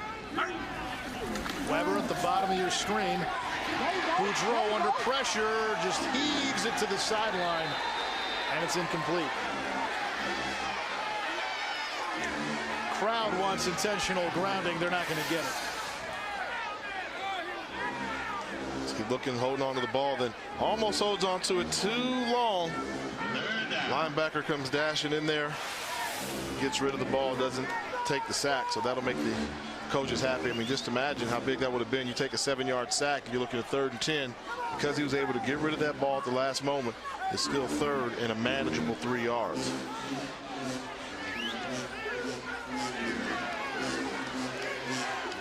Now the quarterback, you've got to know this has to be 2-down territory. If your coach goes for it on 4th and 2, Well, if you've got 3rd and 3, if you pick up 1 or 2 yards, you got to think the coach will go for it on 4th down here. Timeout Pine-Bluff, so they're down to 1 timeout. Both teams with just 1 timeout left with 10:03 to play in the 4th. And that's how scary it might be when you wake up on November 3rd if you didn't vote. Oh, we asked you a question earlier in the game and told you that you could answer on Facebook. Tonight's question was, which former SWAC defensive player had the best NFL career? You know, sometimes it's the current flavor. Michael Strahan played the most recently, and 52% of those who logged on to Facebook said it was Michael Strahan and Ace Williams. Longtime Cardinal, 14%. LC Greenwood perhaps lost on a generation of fans, just 10%. Charlie Neal, he's down on the sideline. Your thoughts on our Facebook poll? Well, you know, a couple of guys, they left it like Mel Blount and Lim Barney. Yeah. Those are guys who are in the Pro Football Hall of Fame. And, you know, not taking anything away from Michael Strahan, I think he will get there. But very interesting in terms of the generation in which they were voting. On 3rd and 3, Boudreaux under pressure, and that one gets to Weber, but on 1 hop.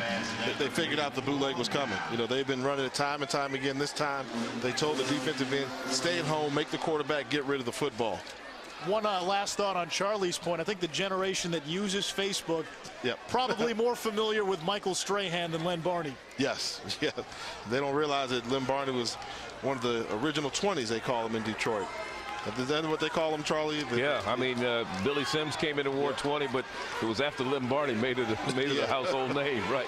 And then Barry Sanders followed Billy Sims. So all 3 wore 20. Right. 4th and 3, and they went for it once on this drive. Why not do it again? Boudreaux throws, completes to Weber, fighting forward. Oh, this is going to be close. This is going to be close. They got it to Weber, and boy, he was draped in purple almost immediately. Yeah, they brought the pressure coming, so one of the adjustments they made was move up in the cornerback position. You'll see him at the bottom of your screen, and he sees the pressure coming. He's just going to run a 3-yard route. Ooh, that spot where they gave him was not where he caught that football. It is a first down. Can't review plays at the FCS level. Adrian Moore. Maybe a yard. 2nd and 9. Yeah, then they go back to, you know, running the ball sideways. I don't know why they're not running straight ahead. You know, you got a quicker team that's faster than you and smaller than you. They should be able to beat you sideline to sideline. You need to just knuckle up, get down to a good 3-point stance, and drive block some of those guys off the ball. It's that old football adage, if our X's are bigger than your O's, we're going to prove it to you.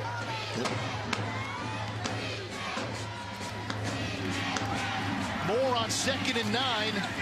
Sheds the first tackler and gets a nice gain. It'll bring up 3rd and short. We're here in Lorman, Mississippi with Jay Walker. I'm Manish Shroff at Jack Spink Stadium. Arkansas, Pine-Bluff, and Alcorn State. Charlie Neal joining us down on the sideline. All part of ESPNU College Football Primetime presented by McDonald's. And a reminder coming up next, it's ESPNU's Women's College Volleyball, Hawaii against Idaho.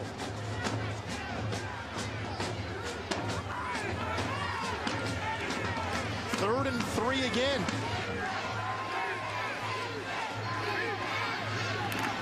Power I formation. This is Moore running off right tackle. He's got a first down.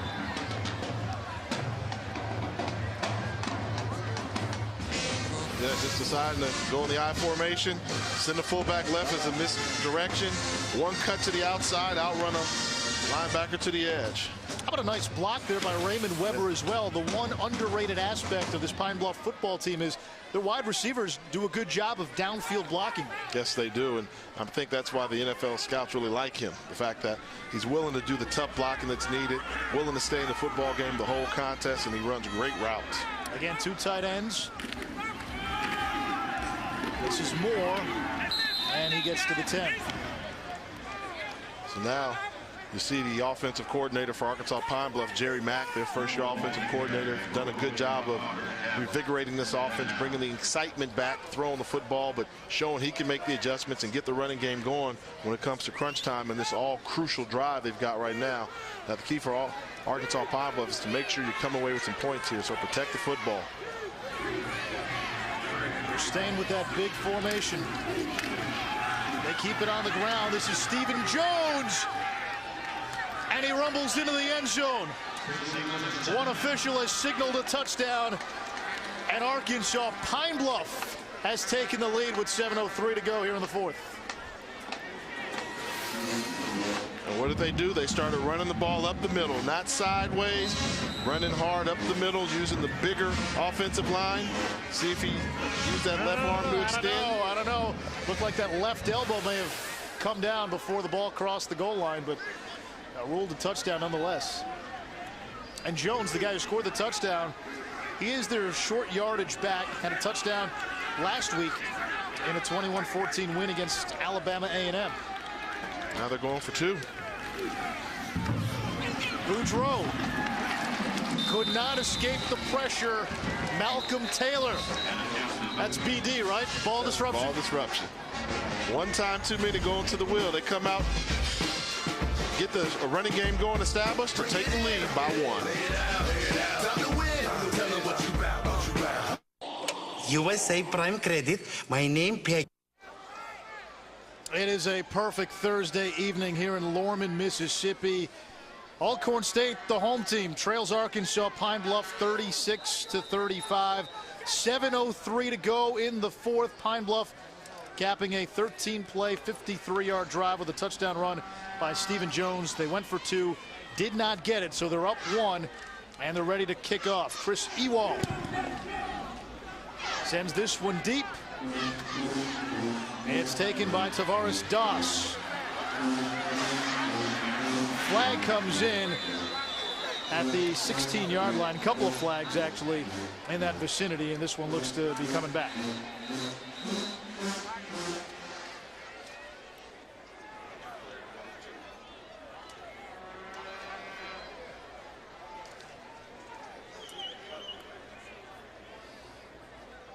That's Patrick Christians, number 91, down on the field.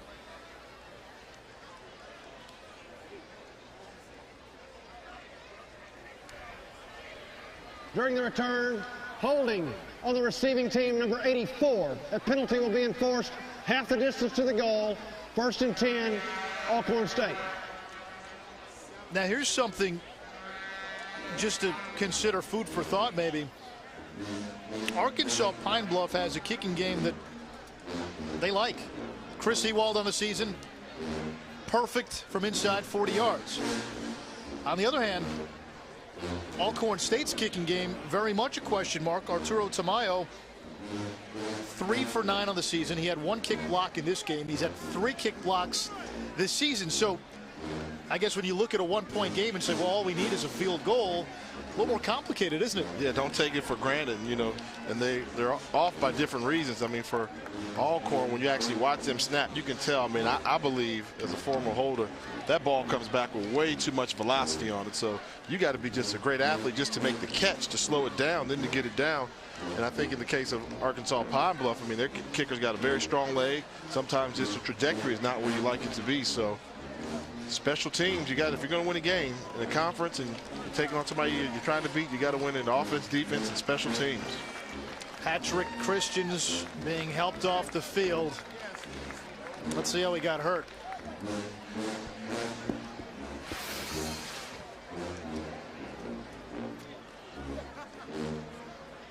Yeah, you see there, that's what they say in football. He just got rolled up on, blocking somebody. Somebody else. Stephen Jones, actually, the guy who just scored the touchdown. And Christians still being helped off the field. Looks like he's putting no pressure on that left leg.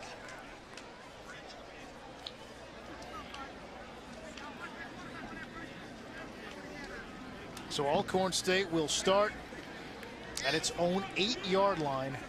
6:55 to go. They've already used 2 timeouts, so only 1 left. And As we mentioned, the kicking game really hasn't been reliable for them in this game pretty much all season. Bridge throwing deep. Look out. And right to the other team. Giovanni Harvey there for the interception. Third interception of the game thrown by the freshman. His head coach said, you live and die with a freshman quarterback. He was part of the reason they were down early. He was part of the reason they came back. And here a costly turnover. Yeah, I think he doesn't realize that the safety doesn't fall for the pump fake. He's trying to get rid of it. Just overthrows a wide receiver by a mile because the safety just stayed home. You know, you see here, that's the pump. They're still just on their heels the whole time. Didn't fall for it. Good job by Giovanni Harvey playing that 3 deep zone coverage. He was in the deep third, and he didn't come up and bite for the fake. Harvey's second interception of the season. And now that missed 2-point conversion, that missed extra point in the first quarter, all that starts to loom large because even if Pine Bluff scores a touchdown here, it's still a 1-score game. Yes, it is. 1 touchdown and a 2-point conversion. This is Justin Billings, and he gets across the 35-yard line. Gain of 6 on first down brings up 2nd and 4. Yeah, this is what you call money time right here. You know, you've got a 1-point lead. You want to chew up some of that clock. You've got the ball in great field position. Go ahead, get in the 3-point stance. Don't fool too many people. Try and run the football to the best of your ability. You call any type of pass plays, make them completable passes so that you don't stop the clock on the incompletion.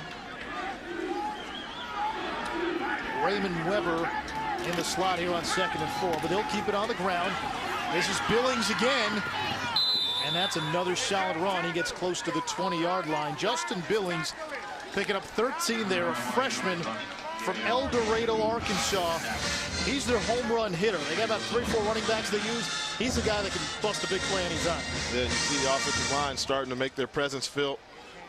Leaning on them on the left side, finding some daylight to run to, and Billings exploding through the hole. And seems like they brought in some fresh legs. He's been a spark plug for him. Billings 5 rushes, 34 yards. That's in line with his average. Came in averaging 9.3 yards per carry.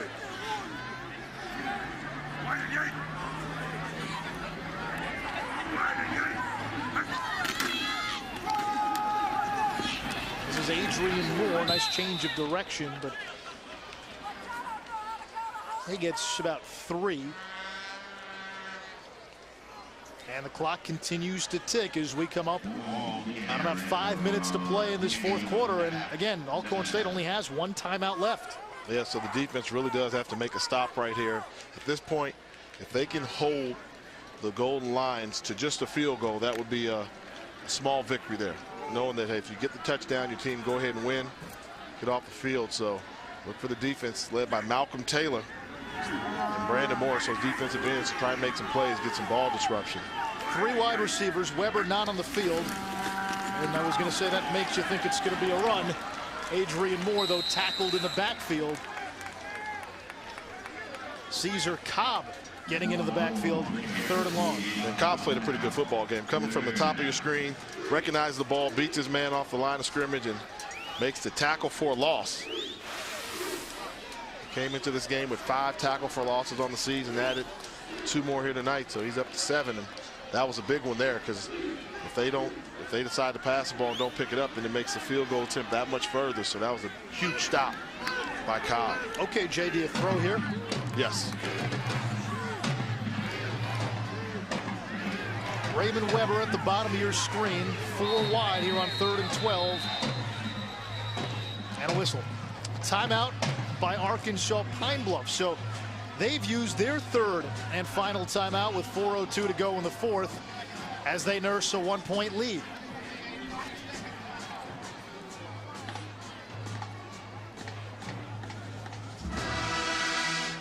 So a timeout by Pine Bluff as they'll go over their options. Right now, as you say, a score would be great, but they want to milk the clock.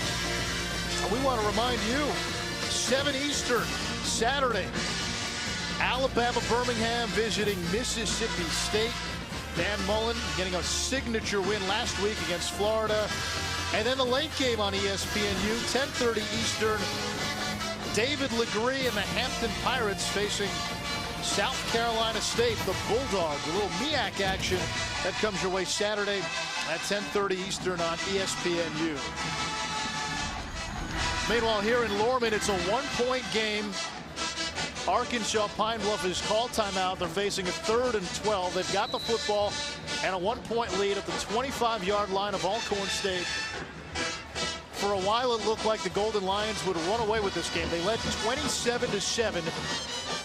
But then just like that, Alcorn State scored 28 unanswered. And they've basically gone back and forth ever since. It's 36-35, 3rd and 12 for Josh Boudreau and the Golden Lions. Boudreau throwing for Weber. He can't get it. That was in a double coverage. Jamison Smith was there, and it's 4th down. And they're going to bring on the punt team and Kent Black. Well, they've got the punter and the kicker, so I guess he's going to be holding for Chris Ewald. They'll attempt a field goal here.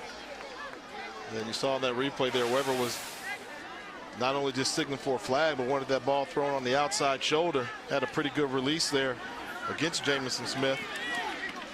Just couldn't pull in the catch. This is a 42-yard attempt for Chris Ewald.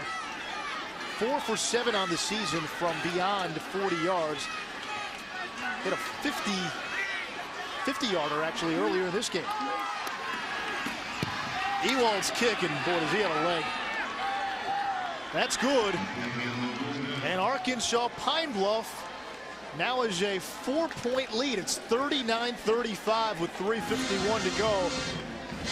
And we mentioned Alcorn State struggles in its kicking game, so it being a 4-point game, that's a little bit of a game changer here lately. Yeah, and Ewald has been one of the game changers. If you think about it, they were down by 8 points. Yep. And they went for the 50-yard field goal try. No gimme. He nailed it, and then on the ensuing kickoff, pinned the Alcorn defender on the 2-yard line where he bobbled it with a deep kick. Special teams took over, so Ewald's been one of those game changers. After he made that 50-yard field goal and then the deep kick on the kickoff, Alcorn kind of got deflated, and the Pine-Bluff team got a little fired up, ready to go, and now it's a spark. And now they're up by 4 after he nails another field goal. Dare I say it's the shoes? He's got those LC Greenwoods on. Check out those shoes. You can spot him from probably Vicksburg. I may even say you may be able to see him from Jackson. From Jackson? Jackson, maybe from the other side of the Mississippi. We're not far from the Louisiana border here. Norman borders the Mississippi River. It's southwest Mississippi, right on that Louisiana border. Ewald, low line drive kick. It's initially booted, but Pine-Bluff falls on it inside their own 30-yard line. Here's your second half game recap. Brandon Bridges finding Edward Johnson not once, but twice. This second touchdown gave Pine-Bluff a 1-point lead, and then Bridges doing it himself. Pine-Bluff, or rather I should say Alcorn State, up 35-27 at that point. But Pine-Bluff got a field goal to get to within 35-30. That touchdown by Stephen Jones gave them a 1-point lead, and then they just got a field goal. And for Alcorn State, this game of utmost importance. They still have a chance to play in that SWAC title game. Bridges, the freshman, picked off on his last drive.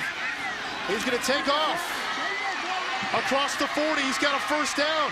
Still on his feet. And into Golden Lion territory. I mean, he's doing this on one leg, not 100% healthy. Imagine what a dual threat quarterback he is when he's 100%. Still favoring that right leg, but this is just the will. This is where you want to see him tuck the ball in a little bit closer to the body. You know, you start playing some teams that know you like to run the football, they'll try and disrupt the ball from you. But you see the athleticism and the courage. Try and get as many yards as possible. He's thrown 3 picks in this game, but he's made his share of big plays too. On first down. That ball complete to Terrence Lewis.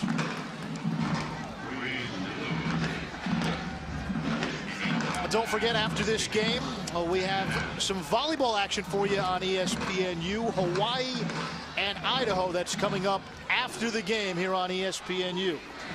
Less than 3 minutes to go on 2nd and 5. Bridge, again, escapes pressure. He's going to tuck it and run it. Give him 3 yards on the play. 3rd down. Right now, if I'm the defensive coordinator for Arkansas Pine-Bluff, Lonzo Hampton, I'm allowing Bridge to beat me throwing the football. You know what I mean by that? Yep. Play some serious zone behind it.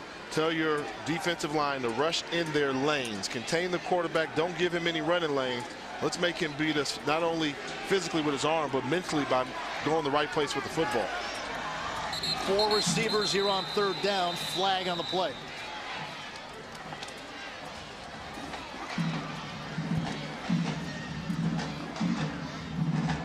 Out of the snap. False start offense, number 75. 5-yard penalty, still 3rd down. That's Willie Rias, the left tackle. And now it's 3rd and 8.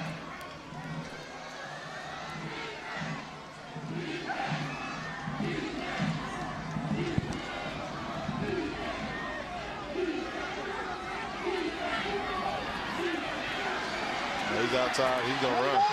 Bridge has the 1st down. Big stiff arm, and he's out of bounds at the 20-yard line. He planted a stiff arm right into James Harrell, who's picked him off twice. Yeah, that's what it's payback. 1st down, Alcorn State. See, once he gets to the outside, he knows he's going to run. He's got the ball in running back position, and he cuts back against the grain, and look at him run. The long stride, then at the end of the run, oh, that's when you're 6'5". That's how you play 6'5". You got reach. Get off my plane. He's exciting to watch run the football, isn't he? And that's why you got to know he's exciting to watch run. Let's make him throw it to beat him if you're playing defense. He's only a freshman. Bridge, pump fakes. Throws. He's got Edward Johnson wide open. Johnson inside the 5-yard line. Another 1st down for Alcorn State. 16 yards on the play, and the freshman marching his team downfield. He's taking the time, and once you got guys looking, spying that much time, somebody's going to get open, and there's Edward Johnson along the sideline.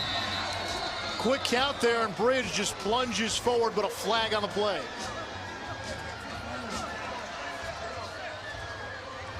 Prior to the snap, false start offense, number 65. 5-yard penalty, still 1st down. That's on the center, Isaac Williams. Yeah, but this is one that happened on 1st down, and I will tell you, don't want to say it too soon, but this type of environment, they haven't had this type of environment for Alcorn State football since the late Steve McNair was here.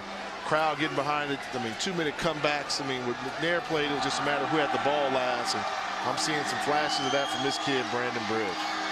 Here's Bridge.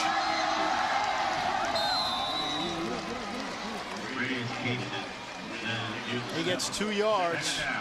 It'll bring up 2nd down. And again, Alcorn State needs this game. In the SWAC East, they trail Jackson State in the standings. Alcorn State 2-2 in conference. Jackson State 3-1. But these 2 teams, Jackson State and Alcorn, they'll play in Jackson, final game of the regular season. And if Alcorn wins that game, they'll play for the SWAC title. But they have to win their other games. Bridge throws one up. Incomplete. Ooh. That was for Perkins, the 6'6" freshman. They had the matchup that they wanted. They had Perkins lined up on the smaller safety there on the cornerback. Harrell threw it up for him just too far. Up, yeah, he did a good job of walling him off. But he got that ball in play. I'm pretty sure Perkins would have come down with it. 57 seconds left. Make no mistake, this is 2 down territory. It's 3rd and goal. Alcorn State down 4. A field goal does him no good. 4 wide. Here's Bridge. He takes off. And he gets to about the 5. 4th down coming up. Down to the 5.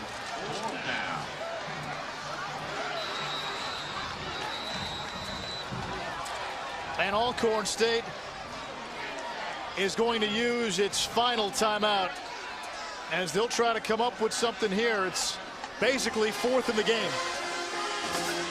It is down here, not a lot of real estate. You got to make quick decisions. The problem with the scrambling quarterback is there's not a lot of room for the defense to back up. So the moment you commit to running, they're already right there on the goal line looking for you. They come up and make the tackle. We've seen Bridge bust a couple of big plays. 4th and goal from the 5. You said earlier in this game, earlier on this drive, you trust him more with his feet than with his arm right now. What do you call? I actually would call some crossing routes right in the middle. And that way, if one of those linebackers decides to not bite on the crossing route, then you got a guy that's wide open. But then you also tell yourself, well, if the linebacker turns and looks and runs with the guy that's running the crossing route, then you tell Bridge to take off right behind him, up the middle to the outside. Brandon Bridge in this game, 17 of 38, 271 yards, 2 touchdowns. He has been picked off 3 times. He's also run for 142 yards on 18 carries, and he's run for 2 scores. 4th down and goal. The freshman drops back to throw. Throws in the end zone, and it's batted down. Jermaine Graham knocked it down, and Arkansas Pine-Bluff prevails with a defensive stand on 4th and goal. Yeah, he retreated too soon, and by doing so, watch him throw. He's backing up the whole time. He could have stood still and firm in that pocket, and he'd thrown that ball in the back corner compared to underthrowing it. He would have had a touchdown. He wanted Ryan Singleton, but Jermaine Graham was in front of him, knocked it down. There was nothing Singleton can do. And now Pine Bluff will line up in every coach's favorite formation, victory.